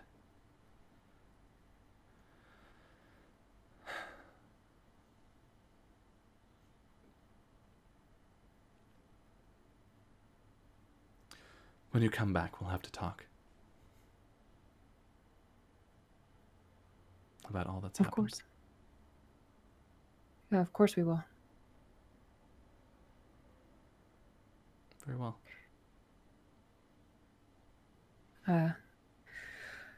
Take care of Hawk. She's a mess. Well, the girl has always needed some supervision. He nods and laughs and takes a step back and kind of readjusts his bag on his back and gives her a nod. Turns to go. All right. And I think we can sort of fast forward to the group of you, all 8, if my counting is correct, sort of just outside the gates of Elisardren. And Farron, where would you like to take your cohort? Now I need to remember locations in and Don't worry around about Three it, because Rivers. I got fucking notes. Summer's got notes for days. We could go to the Tilted Turn. We could go to the jail. We could go to the church. We could go to the gates. I mean, we haven't even been outside the gates. You haven't used your power to take us to Two Rivers, I don't think. Nope. Yeah. At all. So we could just go right outside the city. We could go to the fucking harpies. I mean, there's the Yeah. clearing where Yeah, your see what your the body Harpies are was up to. dumped just outside the. Oh yeah, there City. was that. Yeah, let's go there. Yeah, I think that's where Farron's gonna take them. Because they don't know the turn well enough to feel comfortable to Take us Bam. in there. into it the same way that he can in sanctuaries. So yes, wherever my body was dumped. Yeah. Oof, it's been a while since any of you have been there. And we see space begin to warp in on itself, and Fletch stands between Arrow and the city behind them, and leans in for a kiss as you all sort of disappear and reappear in a place much more temperate. We can feel sort of the cool coastal breeze rustling through the leaves up above, as Dylan checks really quick roughly when we are season-wise. We're in the fall. So there are these like golden yellow and orange leaves above us. And where you stand, Farron, you haven't seen this before. Arrow, you haven't in a while. You can see scorched into the earth a circle with various geometric designs in it from when Vori used magic to track you. And the remnants of it are still burnt into the undergrowth here. What do you do?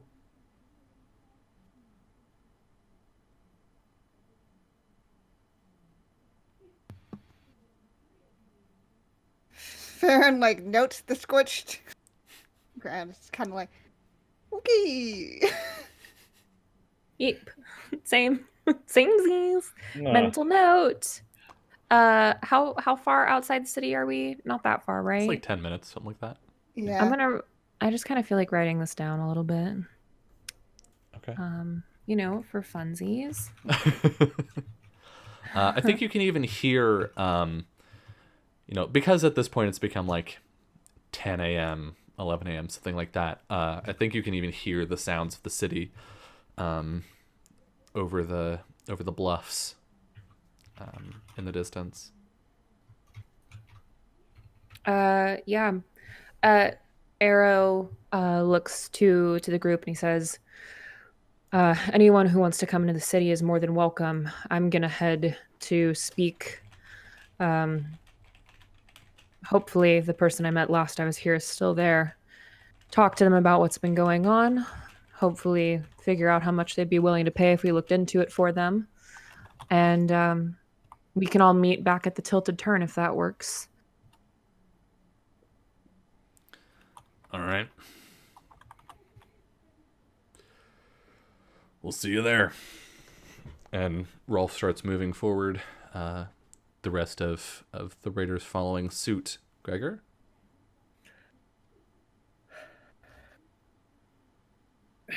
I should probably make a good first impression. I'll head with the Raiders. It's your first day of school. Here's your lunch. Yeah. Yeah. When the teacher says we're going to the playground, you go. Gotta listen. When it's Yeah. reading time, you read. Don't punch the other kids. Yeah, and I think Arrow takes Fletch's hand, expecting her to come with him, rather. Farron, are you going with them to the Tilted Turn, or would you like to come with us?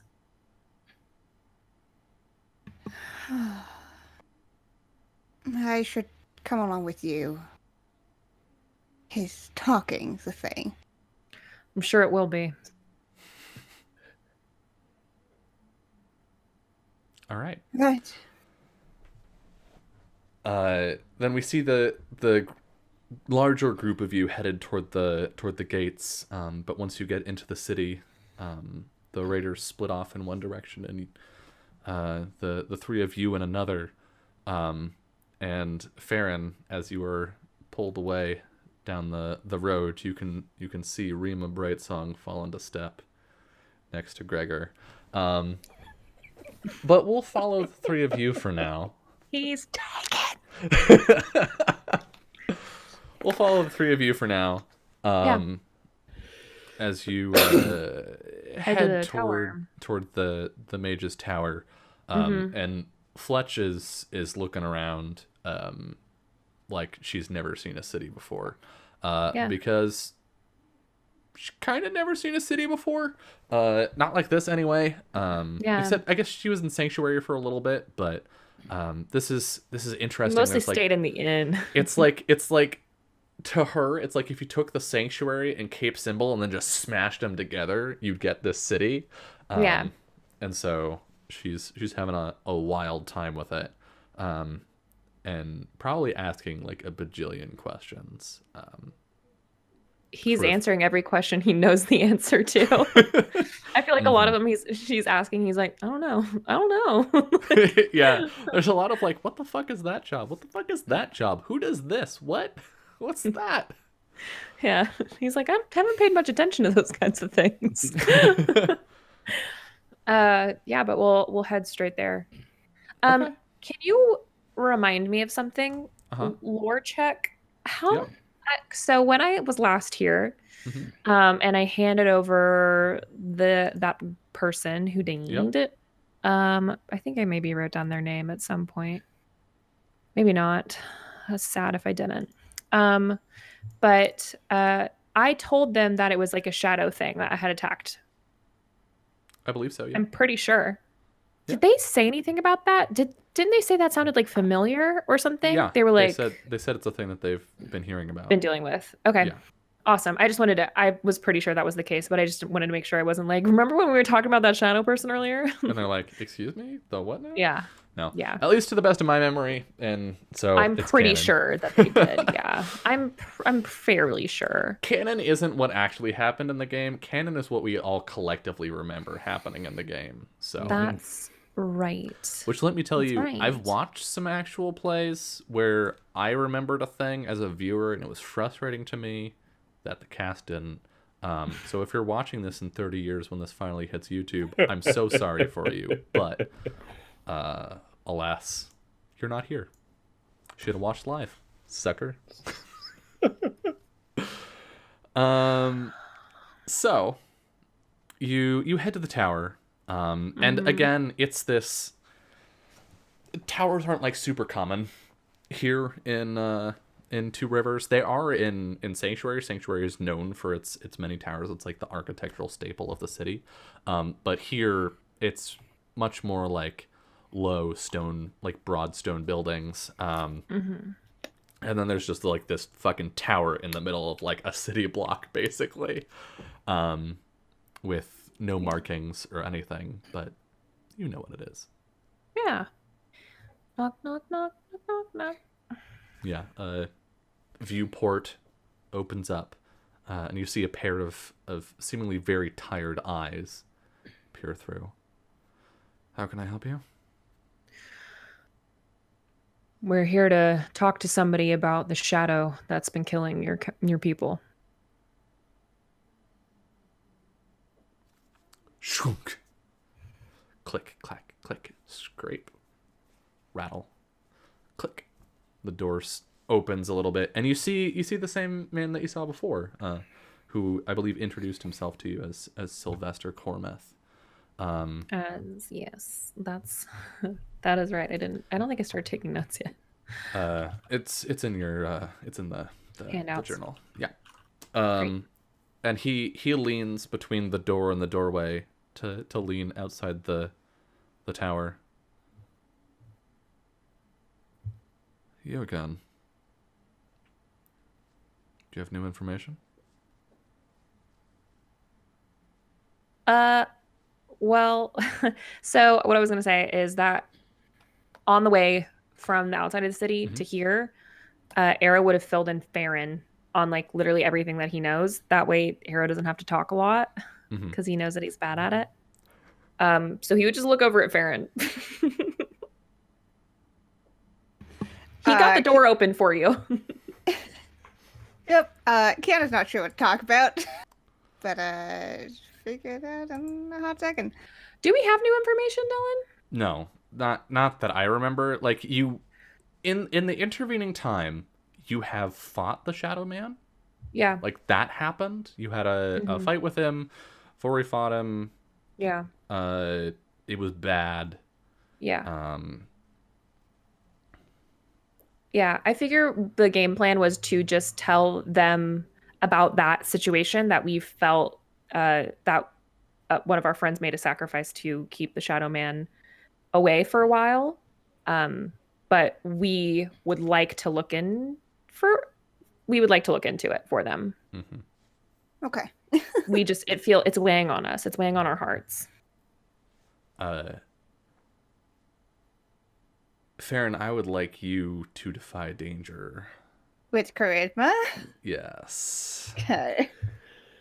To keep from letting anything slip that could. Would you like to help? I'd love to help. I'm good at helping. I'm reminding you to aid before I roll. Yes. There Here you we go. Teamwork. 10! I did. Hey, okay, you get a plus one. I helped. I got the door. We got the foot in the door, and you're gonna push it on open. Step through. Yeah, and I mean, if Era had briefed. Yeah. Yeah, He that makes definitely sense. did. And also, if Arrow notices you start to say something you shouldn't, Arrow can like kick Step in. you. Yeah. Yeah. Yeah. Put my hand over your mouth. I decided I'm not connected to the They've server. been through some trauma Oh, no. lately. They don't know what they're talking Yeah, about. they like rough day. Rough life. Let's be. Life. They just entered a yeah. new relationship. They're a little discombobulated, you know. Yeah. Roll 20 has Roll- decided Roll 20 that I'm says not no. connected? Question mark? Try refreshing. Well, Yeah, I'm doing that, and now it's saying that I can't connect. Okay. Sometimes roll 20 just Very needs... weird. Okay, if you want Time to to just itself. roll 2d6 and add your mod, we can do that. Yeah. If I trust you. I trust you not to lie about your dice. Yeah. Okay. I'll do it on my phone app, so that way. Okay. Cool. Because the dice are back there, but also I'm lazy. Technical difficulties, folks. Pardon us. 2d6 is a 10. +4, so yeah, you're fine. Fine. So Sylvester is not going to detect that you have magic, so that's good. Because Good. that is a thing that Bond's magic can do. They can detect magic. So Sylvester is exhausted. He can't do he shit. really is. But also I'm gonna make a recommendation to you. To not be like, we were traveling with a rogue magus and then this happened. Instead, just be like, we heard about this thing happening. Okay. And framing it that way, just so that you can plausible deniability your way out of an inquisition. We found a burnt up circle. What? What? We heard a crazy story from some travelers. They seemed Yeah, from insane. travelers who are just passing by. Yeah. And, you know, I'm a bard, so I write Yeah. these things down. And I also might have made some of this up, so I don't know. Yes. We do it. Okay. Go ahead. You give him the general lowdown, I guess, of, Yeah. of what you've heard. Um,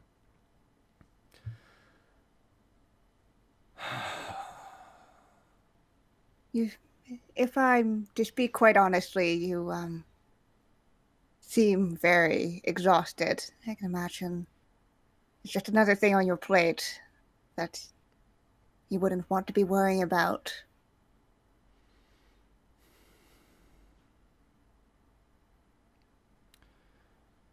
You bring up a good point. He looks between the three of you. I can't say that I've heard of you, though. Do you need to? My name is mostly carried around in taverns and not so much churches.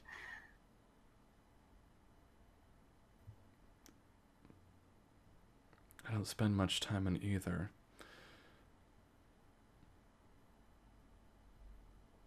That said, you have something he wants. I think this is a parlay to get him to agree to give you work.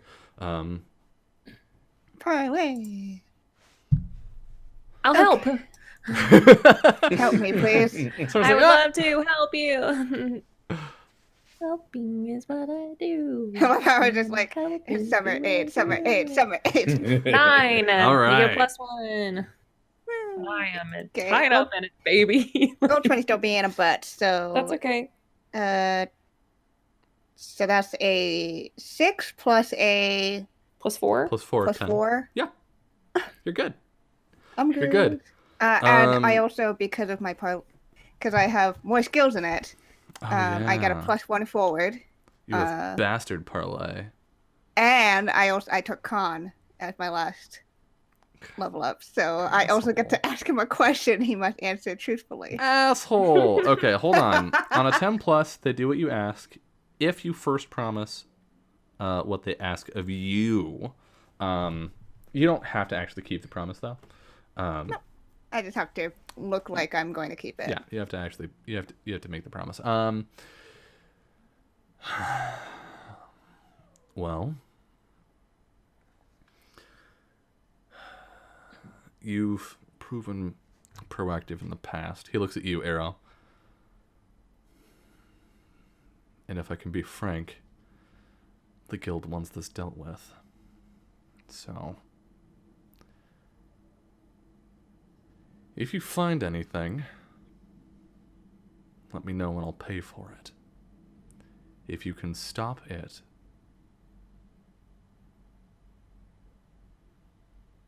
he stops for a second and thinks. And I think you can tell, Farron. He's calculating like what he's allowed to offer you. And then he nods. The guild will be in your debt.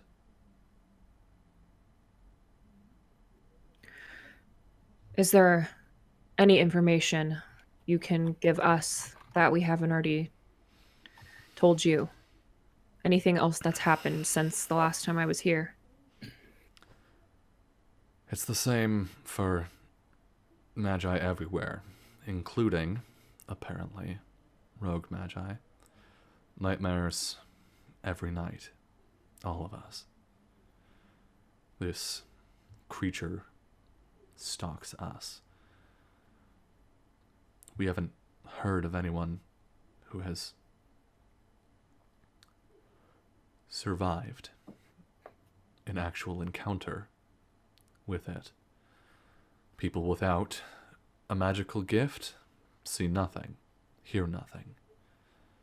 They just watch as the mage is slain. I remember.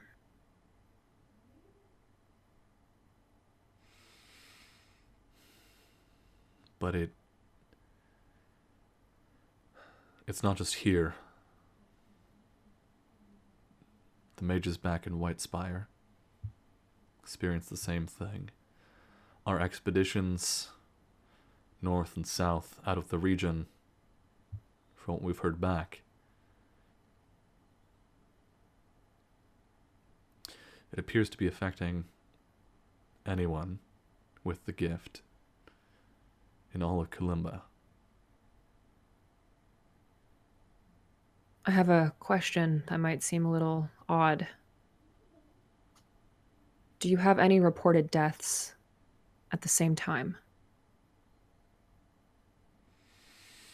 Any that you know of? I've been a little tied up with things here in the city.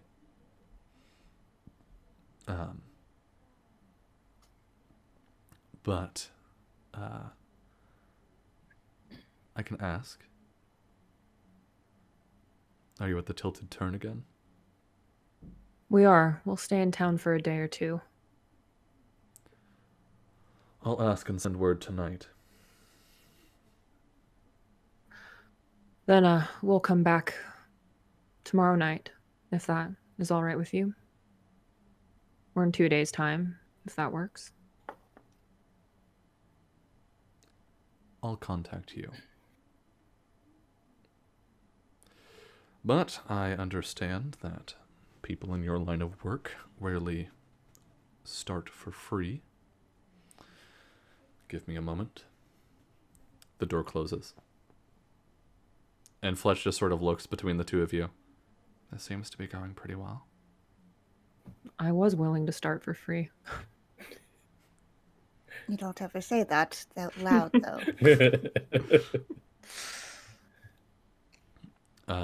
There's a brief pause, maybe a minute or two. And then the sound of many locks, and the door opens again. It's a pouch of 100 coin. Hopefully that will cover your expenses for now. Should you hear anything else, we'll pay for the information. And as agreed upon, should you solve the problem,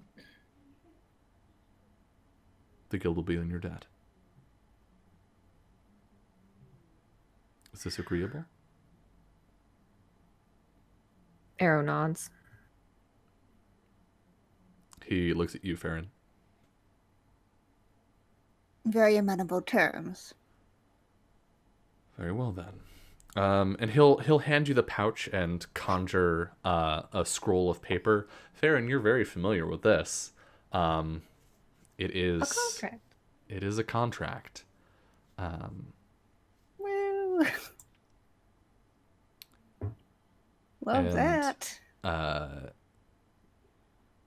He says, this document is a work of magic. It will bind you and those you enlist to the terms of this agreement.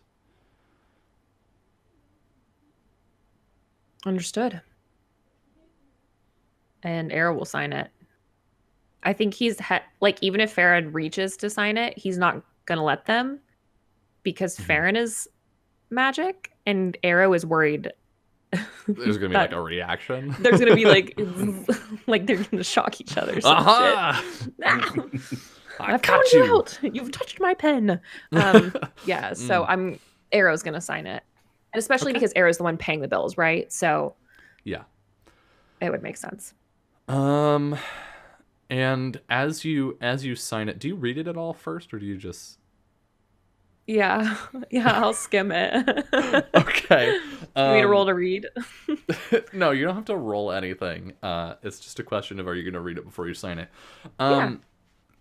And I think we see a little bit of contrast here, because Narum was not like, Narum didn't say don't read it, but Narum also wasn't like super inviting. Sylvester clearly doesn't give a fuck. Like, Sylvester's like, of course you're reading this piece of paper before you sign it. It's magic. Yeah. And he just bides his time waiting while you read. And in essence, there's a lot of jargon in there. Certainly a lot of like magical shit. Yeah. But the big clause that was not mentioned is that direct action taken against a bonded mage will result both in termination of the contract, but also those bound by it and infringing upon it, meaning you'll die. Great. And also, If we attack a magi. yes, and this is binding you and your cohort, so it is binding you and Farron and Fletch and Gregor and the Raiders. So, just so you know. Okay. He does have a question. Mm-hmm. He says, he doesn't sign it yet, but he says, say we go out there and we don't find anything. Can I terminate the contract at any time? I need to know that there's a way out of this. Come speak with me, and I can release you. All right. And he'll sign it. All right. The three of you standing there feel like a click, I think, in your chest. And there's a feeling not uncomfortable, but just something that you're aware of, a feeling of like not pressure but contact with your heart. And on the other side of town, in an inn called the Tilted Turn, Gregor, you feel the same. And as you have that feeling, and the rest of the raiders as well, all turn to look at you. We are at the top of the hour. We're going to go to our final break of the night. So, step away for a little bit, and when we return, you will see what has been going on with Rolf's Raiders. See you soon. Welcome back to episode 25 of From Dust. And Gregor, you walked back to the Tilted Turn with Rolf, and you saw him put down some money for all of you. Your room and board is covered as long as you're with Rolf. Cool. That's sort of what he charges for. Hey. And the group of you, or much of the group, sits down at a table together, while Rolf is off at the bar paying for things, and Rima will gesture for you to sit at the table next to her. Okay. Gregor will. None the wiser. And Gureb will look across the table at you and narrow his eyes. So, Rolf has been trying to get you to join us for quite some time. Yeah, I'm honestly pretty flattered. Says you did some work together long time ago. Oh, yeah. It's kind of where the rivalry got started. He and Albina look at each other and look back to you. What kind of rivalry? Oh, it got away from me a bit, but back in the day, we kind of talked about starting something up together. Way before any of you were a part of it. Really? Like what? Well, like, we worked well together, but, there was kind of a friendly competition going on. So rather than work together, we decided to try to outdo each other. That used to kind of be our thing. We'd each go out on jobs and come back and rub it in each other's faces. What was the most interesting job that you did, trying to one up Rolf.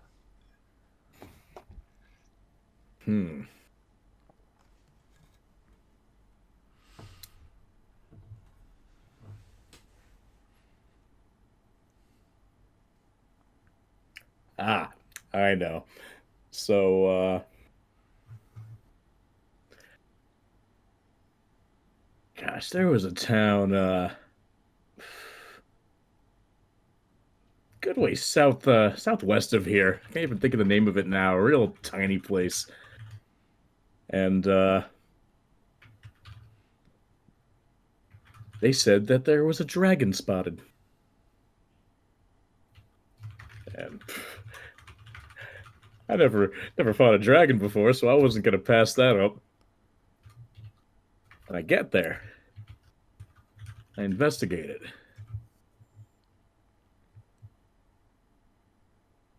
Mm-hmm. And it wasn't a dragon at all. It was a bunch of goblins.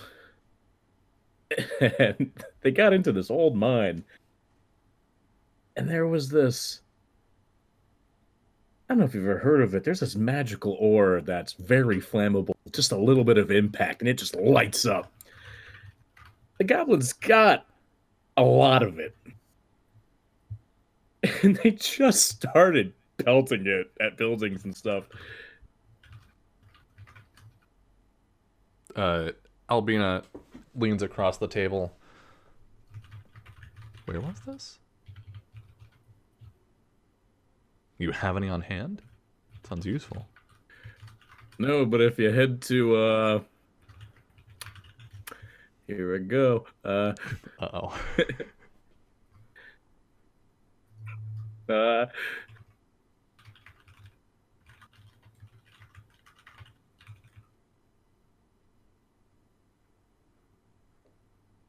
if you head to Greenshire, Okay. that's where the mine was originally. White Spire, Greenshire. Shut up. Whitbread.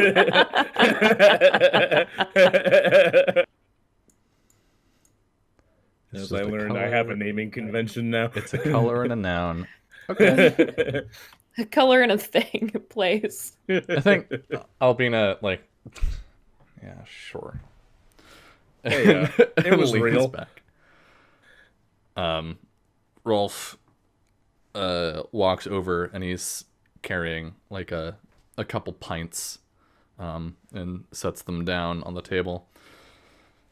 You're regaling them of your monster fighting?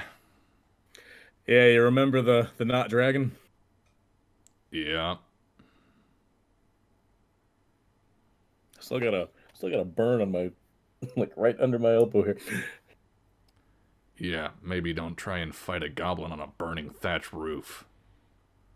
It wasn't burning yet. It was. It was just on the other fucking side. Nah, Anyway. semantics. Look, I understand all of you are curious about me bringing somebody else onto the team. But Gregor knows his stuff. As you've seen, he can handle himself in a fight. Hell, he can handle 10 people in a fight. Not the brightest candle in the bucket, but we don't need him to be. Yeah. Wait.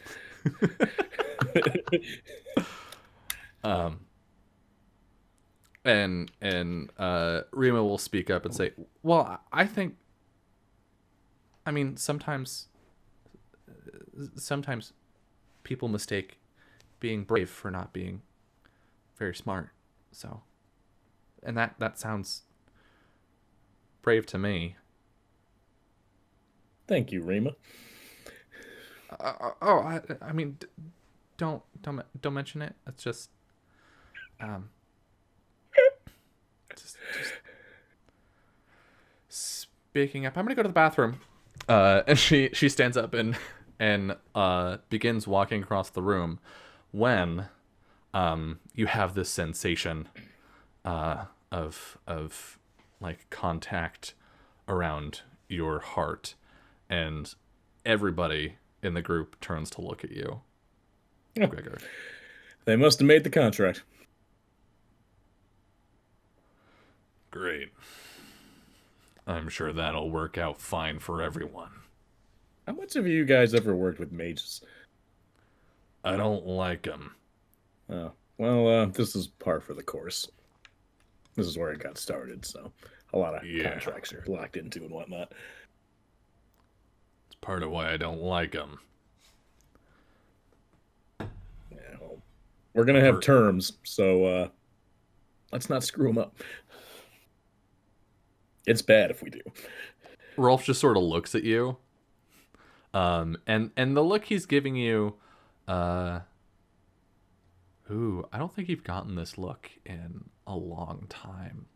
It's a look that you would have gotten perhaps from Bruno when you were a lot younger, of you're stepping like past your privileges. And he's like, he's not saying anything, but this look is meant to like check you. Gotcha. Yeah. Everybody be careful. We'll wait and hear what the employer has to say about this, but this isn't our usual work. That's why I fucking hate mages. He takes a drink. Man's word should be enough. Gregor won't press it, and he'll just tend to his drink. And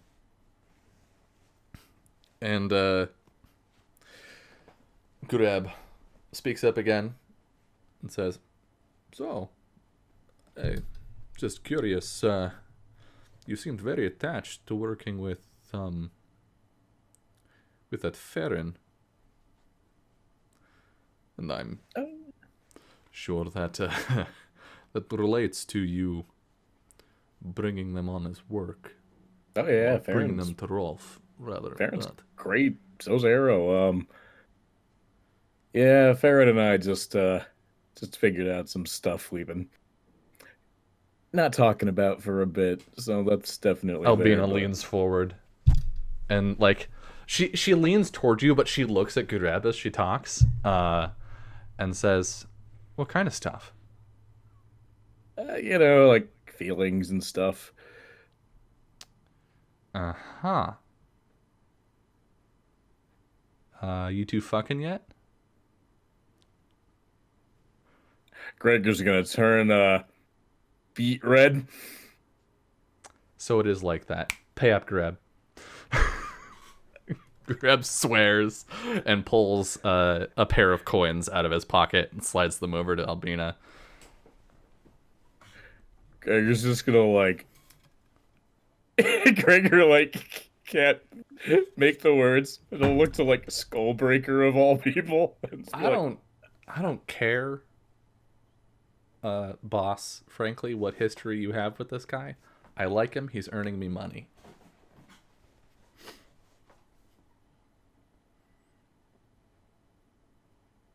I mean, if you're not there yet, that's fine. Take your time. Just. Gurab and I had a bet going. Wait, Should really? Probably tell Rima though. Why? Boss, do you want to tell him or should I? And Rolf just like sinks deeper into his ale with a I'm a mercenary, not a priest.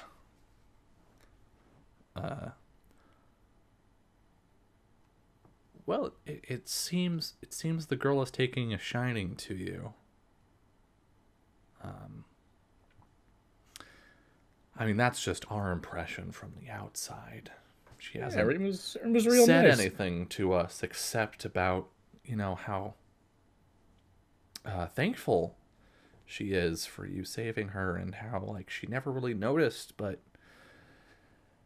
you seem pretty capable, and a bunch of questions about is he going to be hanging out and coming with us, and what do we think that'll be like? How many I mean, rooms I are we think going to Rima just have? has good taste. Yeah. How many beds are going to be in those rooms? Those sorts of very innocent questions.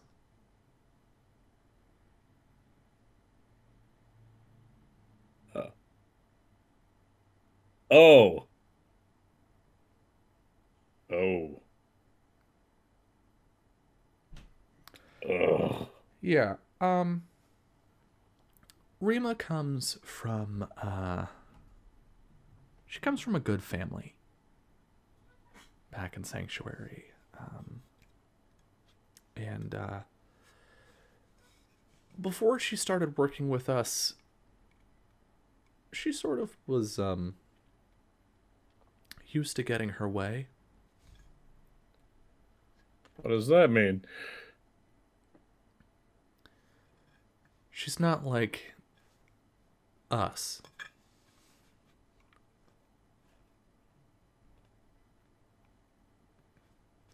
She means to say that she came from a rich family. Okay. Sheltered life, you know.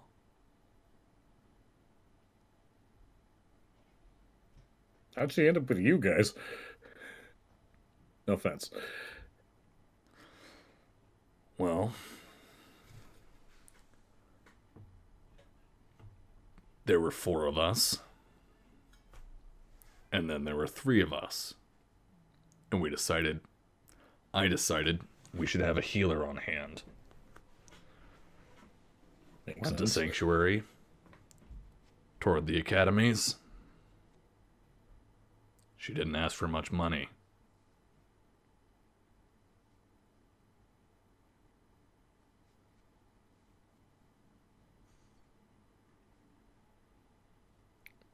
Okay.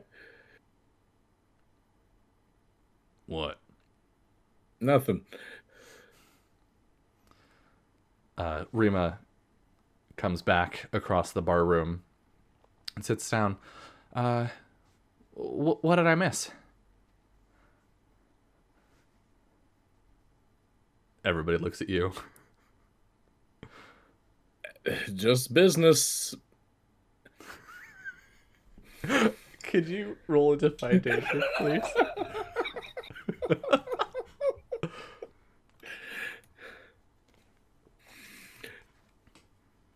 Come on, Greggy. Okay. Damn. Yeah, no, she completely buys it. 100%. Just business. And she's like, "Oh, okay. Well, since you're gonna be with us for a while, and I don't know if you know, but I'm sort of like I'm the apothecary of the group, the physiker. I we should probably sit down and talk at some point, and about your health, just so I can make sure that you are okay and stay that way." Yeah, that makes sense. I guess we'll need to check with the others when they get in too. Well, I mean, they're not part of the Raiders, so it's just sort of like a thing that like I make sure that everybody stays in tip-top shape. Okay. Shrink. And I think around this time, the 3 of you, if I remember correctly, the tower wasn't super far from the inn anyway. I don't think so. The remainder of the party can come through the door, and see the Raiders sitting at a table. I think it's sort of a long table. It's big enough to fit all of you. And toward one end we have Albina across from Rima and Gudeb across from Gregor, and then like 2 seats down is Rolf. So there's room around them, but the very end of the table is taken up by that group of 4. Sure. What do you do? Yeah, sit down. Just in whatever open spot. Probably actually get a drink first, then come over to the table. Yeah, Fletch will go with you. Farron. Yep, another drink. Okay, so the 3 can go to the bar first and come back over. And Rolf will see you and like scoot to sit next to Gareb so that the 3 of you can sit. Like the 2 of you, Arrow and Fletch, across from each other, and Farron between Arrow and Gregor. And you can see, I think Rima actually pulls out a journal, a medical journal, and starts asking Gregor some questions, like some basic questions, like, Oh, we're how doing tall this are now. you? I mean, we can just get some of the basics out of the way, and then we can do What's a your more emergency more- contact? thorough physical later. What's his sign, baby? Physical later. Beverly, no. Don't do that. This is not the time or the place. Yeah, I think Arrow takes a big sip of his ale or whatever, and he says, all right, so we need to go over what just happened. Yeah, we And- should do that.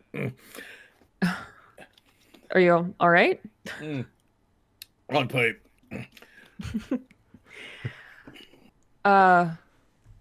We went to the Magi Tower and spoke to the man there that I knew, and we've come to some terms.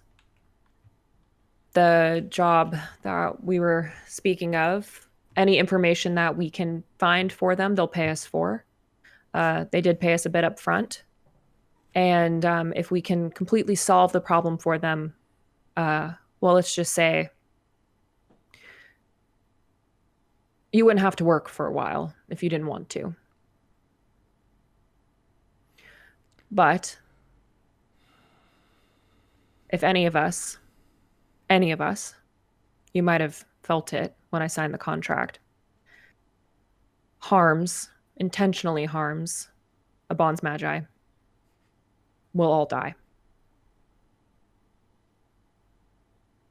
All of the joviality drains out of the table. Well,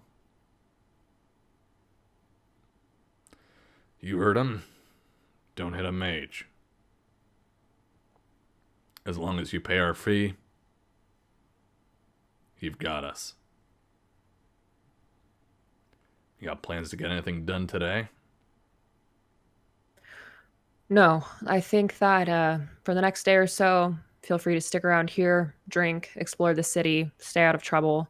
We're waiting on a bit more information from them, but as soon as we have it, as soon as we hear, we'll be good to go. I'll be here. Yeah, and he'll go back to his drink. He said what needed to be said. Don't fucking touch. Yeah, Looks them each in the eye. Don't touch him. Don't touch him. I feel like Arrow and Rolf are sitting next to each other, and Fletch and Farron on the other side, and like as Arrow goes back to his drink, so does Rolf, and it's like these 2 people both being like, "We said our words. We're drinking." Yep, the words have been said. No, we don't need to keep talking. Yeah, and I think on our way back, Arrow would have talked with Farron a little bit, just saying, I figure tonight we can just chill and like lay low, and then while we're waiting for information, we can make a game plan of like where do we even begin, where do we even start, because Farron doesn't have those nightmares anymore. So ideally, we need to get in touch with either a rogue or a Bonds Magi. We need to find someone who is suffering from the nightmares. That would be his first plan. Dylan I'm just sure thought of Farron loves something. it. Cool. Just go drink, probably a little bit. Celebrate. Oh, yeah. Quietly celebrating my engagement that I have told no one about. You've told literally no one about. I will say carousing is a thing that you can do in the game. But I'm not paying for that shit. if you I was want gonna to, say, do we want to spend the Now- money for you that? don't want No. to party. No. You know Wow. what? You know what? We will. We'll. You know what? I'll drop the 100 that we earned today. Okay, hold on. Let me pull up the. I think you roll plus move. however many hundred you put in up to All right. 300. When you return Pretty sure. triumphant and throw a big party, spend 100 coins and roll Yeah. +1 for every extra 100 coins spent. Okay, cool. Yeah, fuck it. I'll drop. What do you roll with? Just 2d6? You just roll, yeah, and then if you Alright. if you spend an extra 100, you would get +1 for each 100 you spend. No, I'm just gonna Yeah, go there's straight. a carouse skill, but There is. yeah. Oh my god, what? I don't have it. No, it's a move, yeah. Oh, gotcha. A move, You, yeah, not skill, but do you know. have it? I do. Well, I'll pay for it if you want to do it. Okay. I am the sugar daddy. Remember last time when I paid Mhm. 300 for a party I wasn't even Oh there fuck for? me. Oh my Are you god. Again. serious? Again, I love Wow. it. All right, Rock XP. On a miss, you still choose one, but things get really out of hand, and the GM will say how. I love this move. So you get to choose. You befriend a useful NPC. You hear rumors of an opportunity. You gain useful information, or you are not entangled, ensorcelled, or tricked. It's shit, those last two.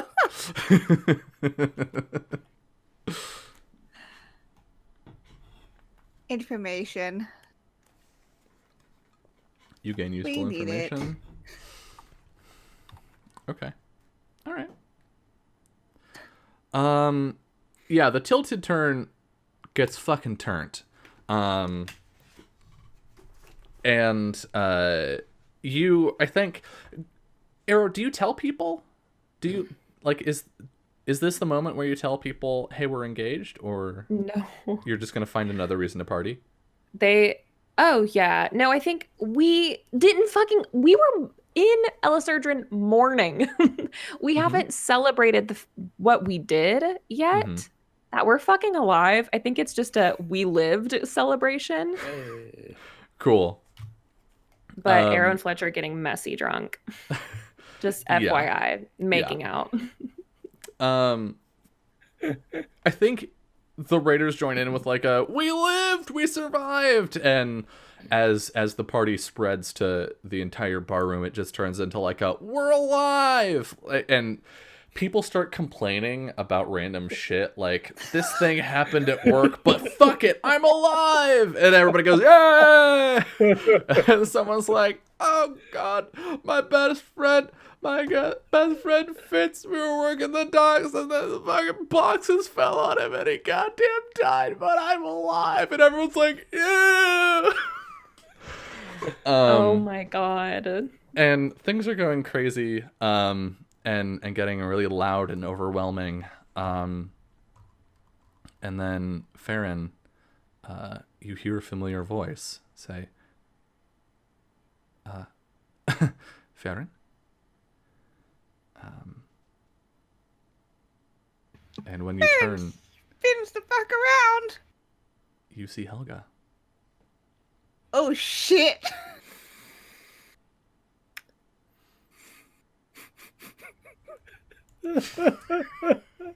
Wait, hold on. In Zoom chat, Summer says, "Arrow, some rocks fell on me and I died, but I rewound time and I'm alive." Yay! Factual. Wasted standing on a table yelling that. Yep. Wow. Okay. Yeah. Farron takes a hot second because they're a little tipsy, and also Helga, you're. Hello. You're, you're back in the city. Quite literally arrived a couple of hours ago. Oh. Welcome back. Thank you. You seem well. She gets a complicated look on her face.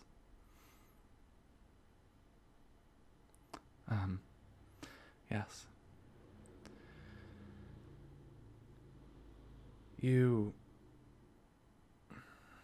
When you left, is everything okay?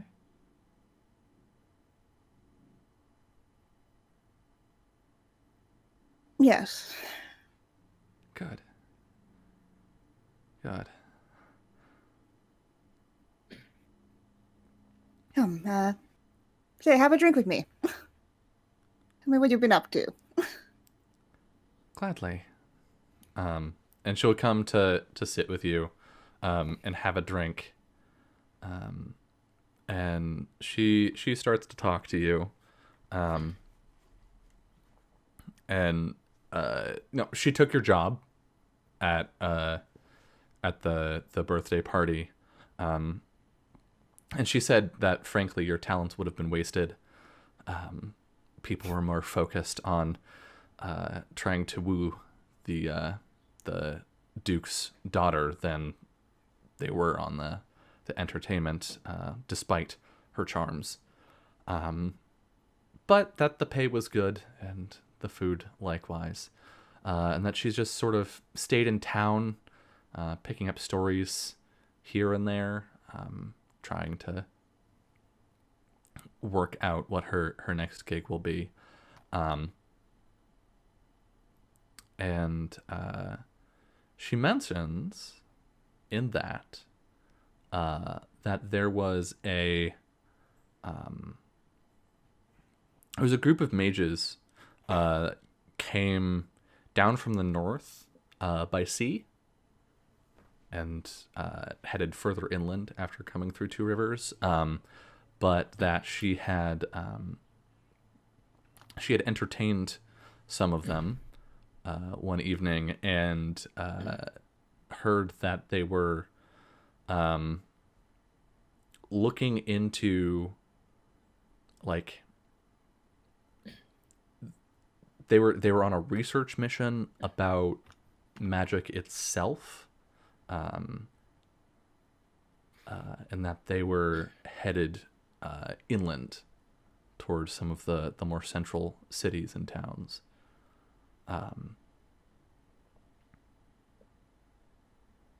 But that's the only like bit of interesting stuff that she drops. What do you do?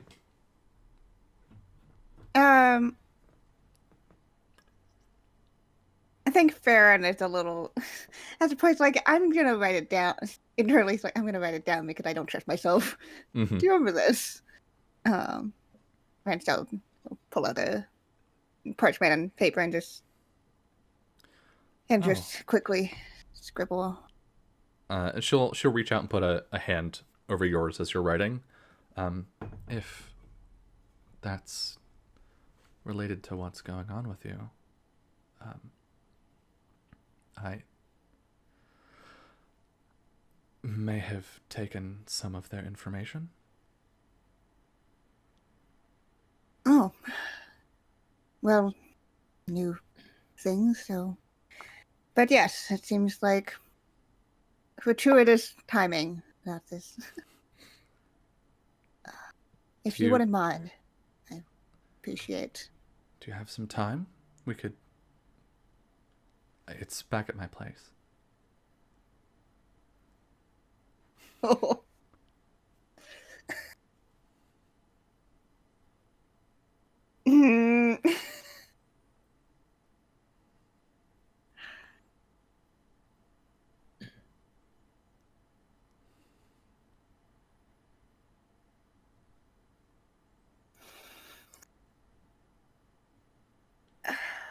I shouldn't be leaving the others tonight.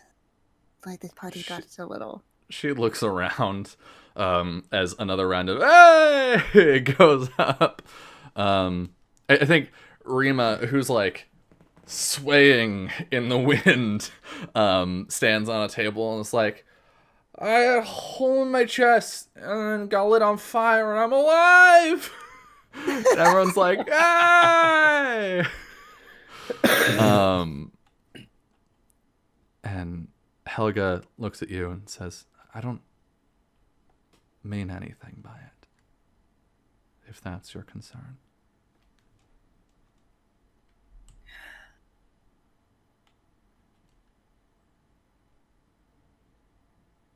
I appreciate the clarification. I'm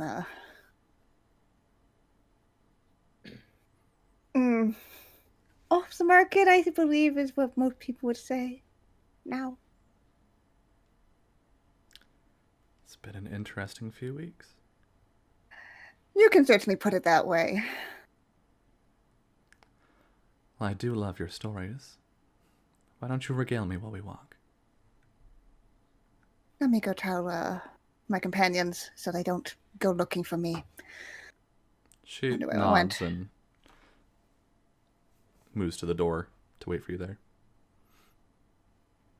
Yeah, Farron probably sees Arrow making out with Fletch and kind of like, and nope. Yeah, they're sloppy making out. It's gross. Yeah. It's like Farron's like, and we're gonna leave that alone. It's nasty. They need to take it to another space. Rima sort of like half steps off the table, half falls onto the bench next to you, Gregor, and catches herself on your shoulder and says, "Thank you. I'd be dead if you hadn't lit me on fire." I mean, really, it was Arrow. He had the idea. I just had the fire. But you did, and I thought I was gonna die, and you held my hand, and and you were like, it's gonna be okay, and then it was okay, and just thank you. Well, you're welcome. I'm glad you're okay. I'm glad I'm okay. You're okay. Did you know that? Has anybody ever told you you have nice eyes?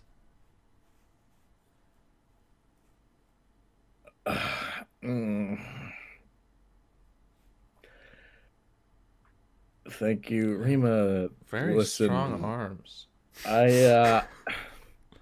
Rima, I'm with Farron. What? It's new, but yeah, I'm with Farron. I didn't want you to get the wrong idea. She looks over as Farron's walking over. You're with them. Yeah. Like with them. Albina was right.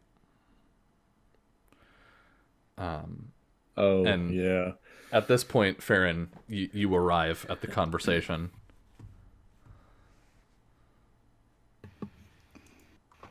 Hey. Oh, Farron. Hello, Rima. You having a fine time? It was better a moment ago.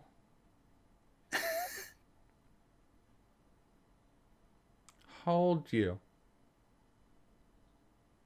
How old? Yeah. Is this something you normally ask people? How old are you? I'm 223. You're old.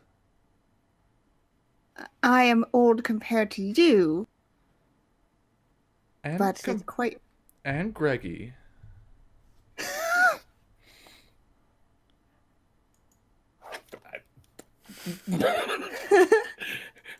He's like, I had nothing to do with it. Yeah, Farron's like looks slightly confused towards Gregor, but She stands up. Are you taking advantage of him? Cause he's strong and he's nice, and you just want him to work for you. That's gross. I think that you've had too much to drink and you're making a few assumptions here. I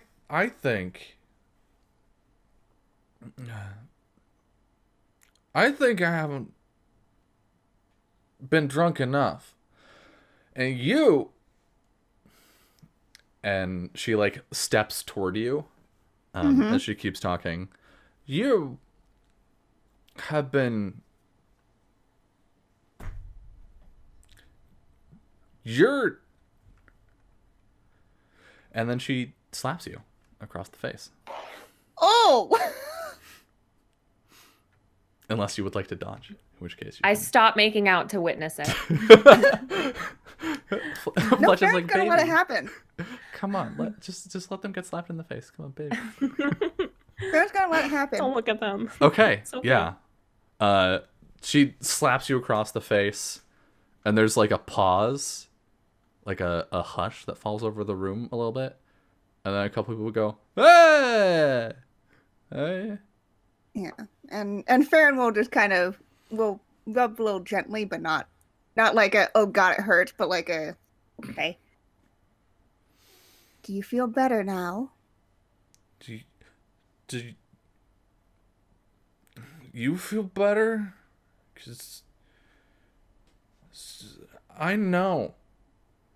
I know what it's like to have money, and people tell you can own people, but you can't.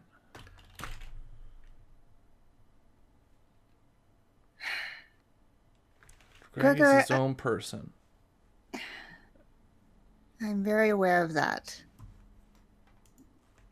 I really only had Gregor hired for what, how long? And looks over to Gregor like a month? Maybe? Is that it? Couple months, maybe. You're not even paying us anymore. That guy is. What are you doing here?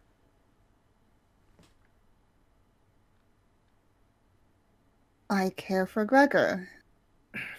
Rima, I wanted Farron here.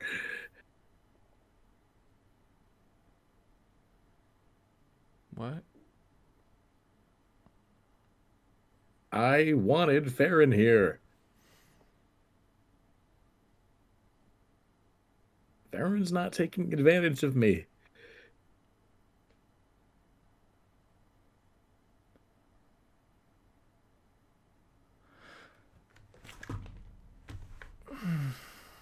Listen, I'm sorry if I upset you, but I think you need to go get some sleep. We can talk more about this in the morning. You don't tell me what to do. You don't know anything. You're stupid. You're both stupid. And she runs off. Oh, gosh. Gregor will get up and kind of take Farron away from the table. Are you okay? I am so sorry about that. It's fine. She's young. Yeah. Feelings are difficult. And it's not the first time I've been slapped in the face. By a jilted lover.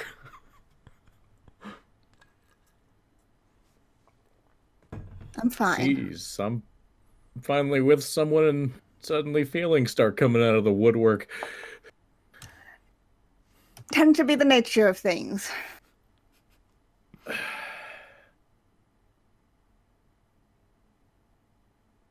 Farron will take Gregor's hand and like put it up to the cheek that had been slapped.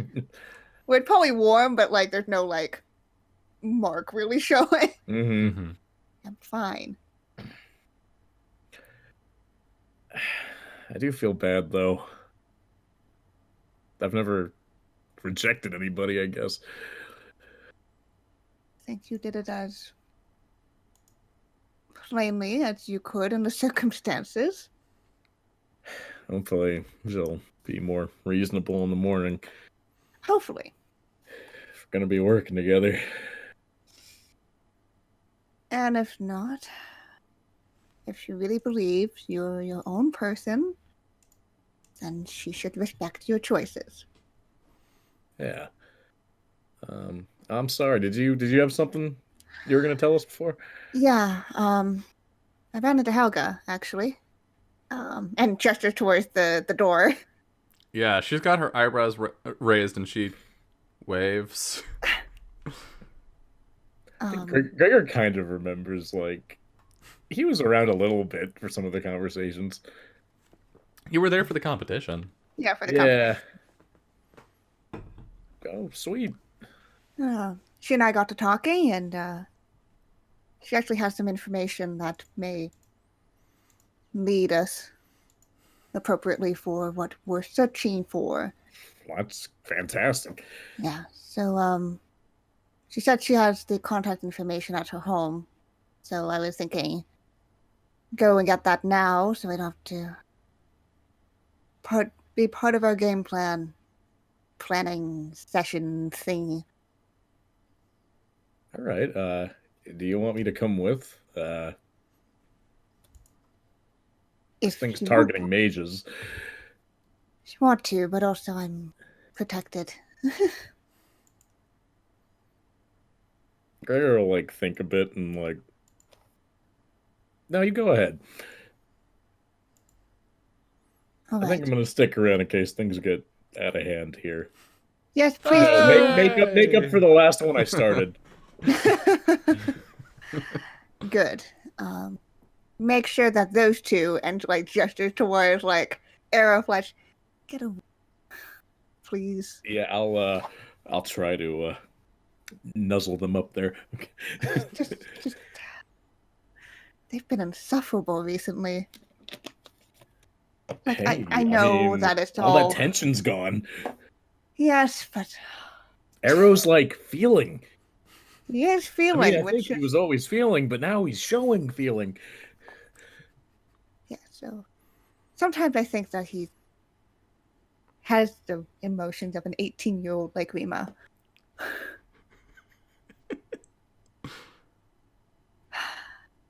How old's Arrow?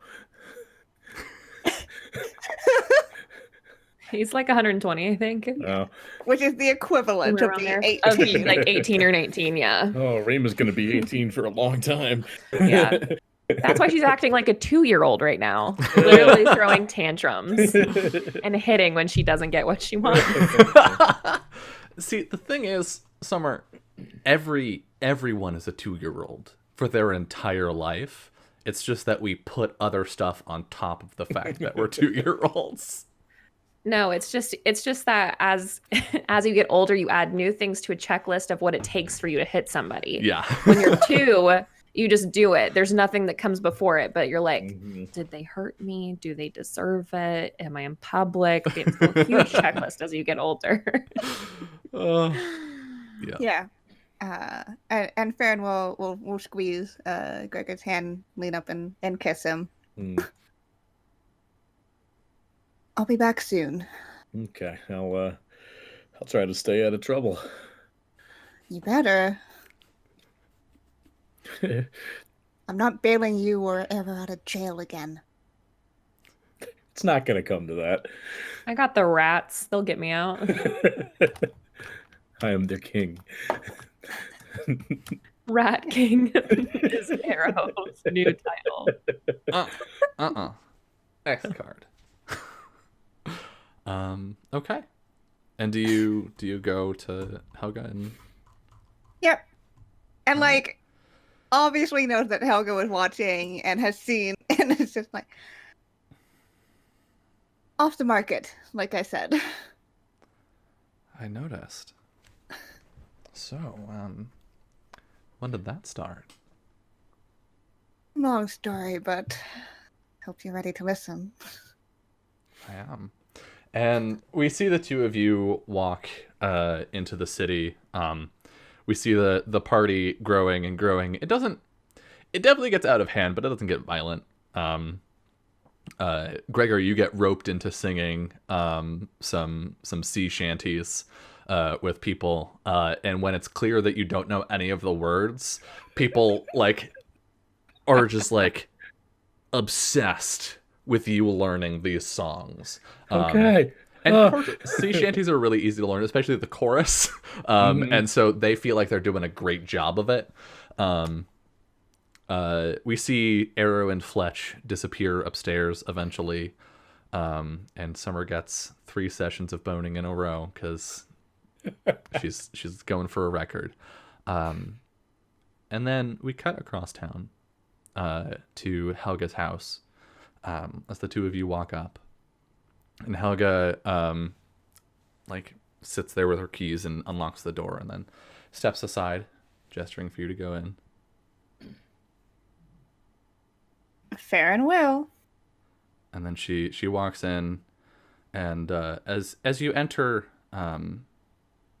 she stops the door and turns around to close it, and starts locking it.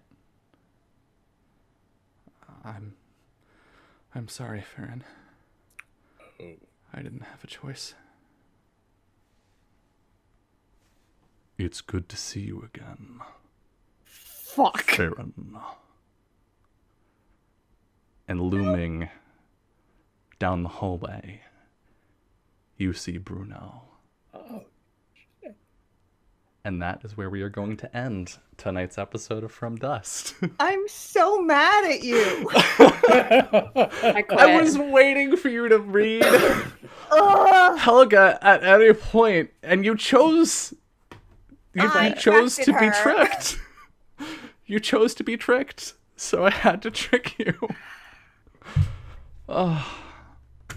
So, we'll be back with more, but before we head out and before you go anywhere, stick around. We got some outros to do. So to start us off, Summer, tell the good people in chat who I you quit. are. I'll never be back here for this show again. You'll never see me here again. You can find me on Twitter at Just a Summer Job. That's where I tweet and retweet about everything that I've got going on. You can find me here every other Saturday. You can find me here every Monday. You can find me on Off the Table starting this coming week. You can find me there every Tuesday, every other Wednesday, every Thursday, and every Friday. Playing games and running games. Very exciting. But yeah, just keep an eye on my Twitter. That's where I tweet about stuff. The last thing is I run a podcast. 2 of them actually, East Cedo Beach and Cape Lorelei. They are Urban Shadows actual play podcasts. Dylan is on one of them, East Cedo Beach. And the next episode of East Cedo Beach will actually be out this coming Monday. So follow off_the table if you are interested in checking those out. We caught a dragon. Hell yeah. That's what happens in the next one. Okay, I'm over this. I hate this. I hate Bruno. I'm so sorry, Farron, that I was too drunk to stop you. Speaking of which, Kiana, it's your turn. I'm Kiana. You can find me over on Twitter at KianaS. Best way to figure out what I'm doing, because I do a lot of things on the internet. Tabletop-wise, you'll find me tomorrow on my channel, Salty Sweet Games, doing The Witcher, which has disaster queers. Woo! Like this disaster queer. I'm gonna have a lot to think about for 2 weeks. Woo! Speaking of having a lot to think about for 2 weeks, Adam. Why did I extend my partner autonomy? Should have been overbearing and present. This is what happens when you let him out of your sight. God, I was watching that conversation. I was like, "Oh, this is gonna be really interesting in a way. What's it gonna be? What's it gonna I was be?" And thinking, then, like, hey, like, Farron's being super cool about the Rima thing. Like, you know what? Like, I'm gonna put the trust in them too. Nothing's gonna happen. This is the fine. totally healthy thing to do. Yeah. I had to suppress the biggest evil GM grin when you said, Being like, "You healthy's go the on." worst. I'm sorry. But I'm Adam Rovio on Twitter. Not super active on, but I share stuff here. This is my only stream at the moment. If you want to see me, pop over here every 2 weeks. And mainly, I am active on Instagram, Adam Rose Minis, where I share miniatures that I painted, and I also share TikTok videos. Just goofy stuff, but also tidbits of tabletop wisdom I have accrued in my time playing them. And Adam Rovio on TikTok. I don't think there's an actual link to TikToks, but I'm on there. And moving to Texas soon. That's fun. Woo! Alrighty. And this evil bastard right here is Dylan, aka Anarsis. You can find me at that second name in many places on the internet, including Twitch, Twitter, YouTube, Patreon, and itch.io. And the two things I want to shout out, as I avoid Kiana's wrath, are one, I have a show on Mondays now that I do with Summer that we have mentioned briefly in the past. It's called Really Playing Games, where the two of us play walking simulators and adventure games together. Right now we're playing through Life is Strange, and we just finished episode 1. We're about to hop into episode 2. And both of our previous sessions are up on YouTube right now if you feel like catching up before joining us on Monday. But I highly recommend hopping into the stream on Monday at 6 p.m. Pacific when we get back into Life is Strange, where Summer will call Max Sam and I will call Summer Terrence. The other thing I want to shout out is my Patreon, because I have not plugged that in a very long time. My Patreon is a thing. I think it's pretty neat. Especially given that it is currently my primary source of income. So every bit of support there makes a really huge difference. If you go and take a look at the Patreon, it's linked down below, but you can also find it on patreon.com/NRSS. You'll see just how big of a difference a little bit of money every month can make. But also, we are close. We are, oh God, over 70%, I want to say, of the way. We're in dollar amounts about $80 off of me producing a map every single month. It will be a different map every time, region maps, world maps, that sort of stuff. And I will be making one every single month and releasing it into the public domain, which means it will be free for literally 100% of the planet to use. The idea being that those of y'all with some disposable income can help me do things like pay my bills. And in return, I will turn my labor toward work that will support other small creators and impoverished creators.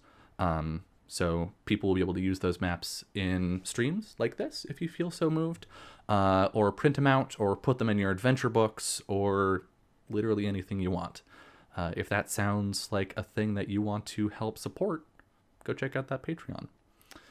And also, of course, big thank yous to Levi for the 7-month resub tonight, and Rock for the 14-month resub, hot diggity, and for the bits literally right now as I'm saying that. Thank you all so much for all of that support. I hope that you enjoyed this reprieve from the drama that we had. And also, I hope to see you again in 2 weeks as we just dive straight back into it. Thank you all so much for watching. But most importantly, have a wonderful rest of your night. Good night.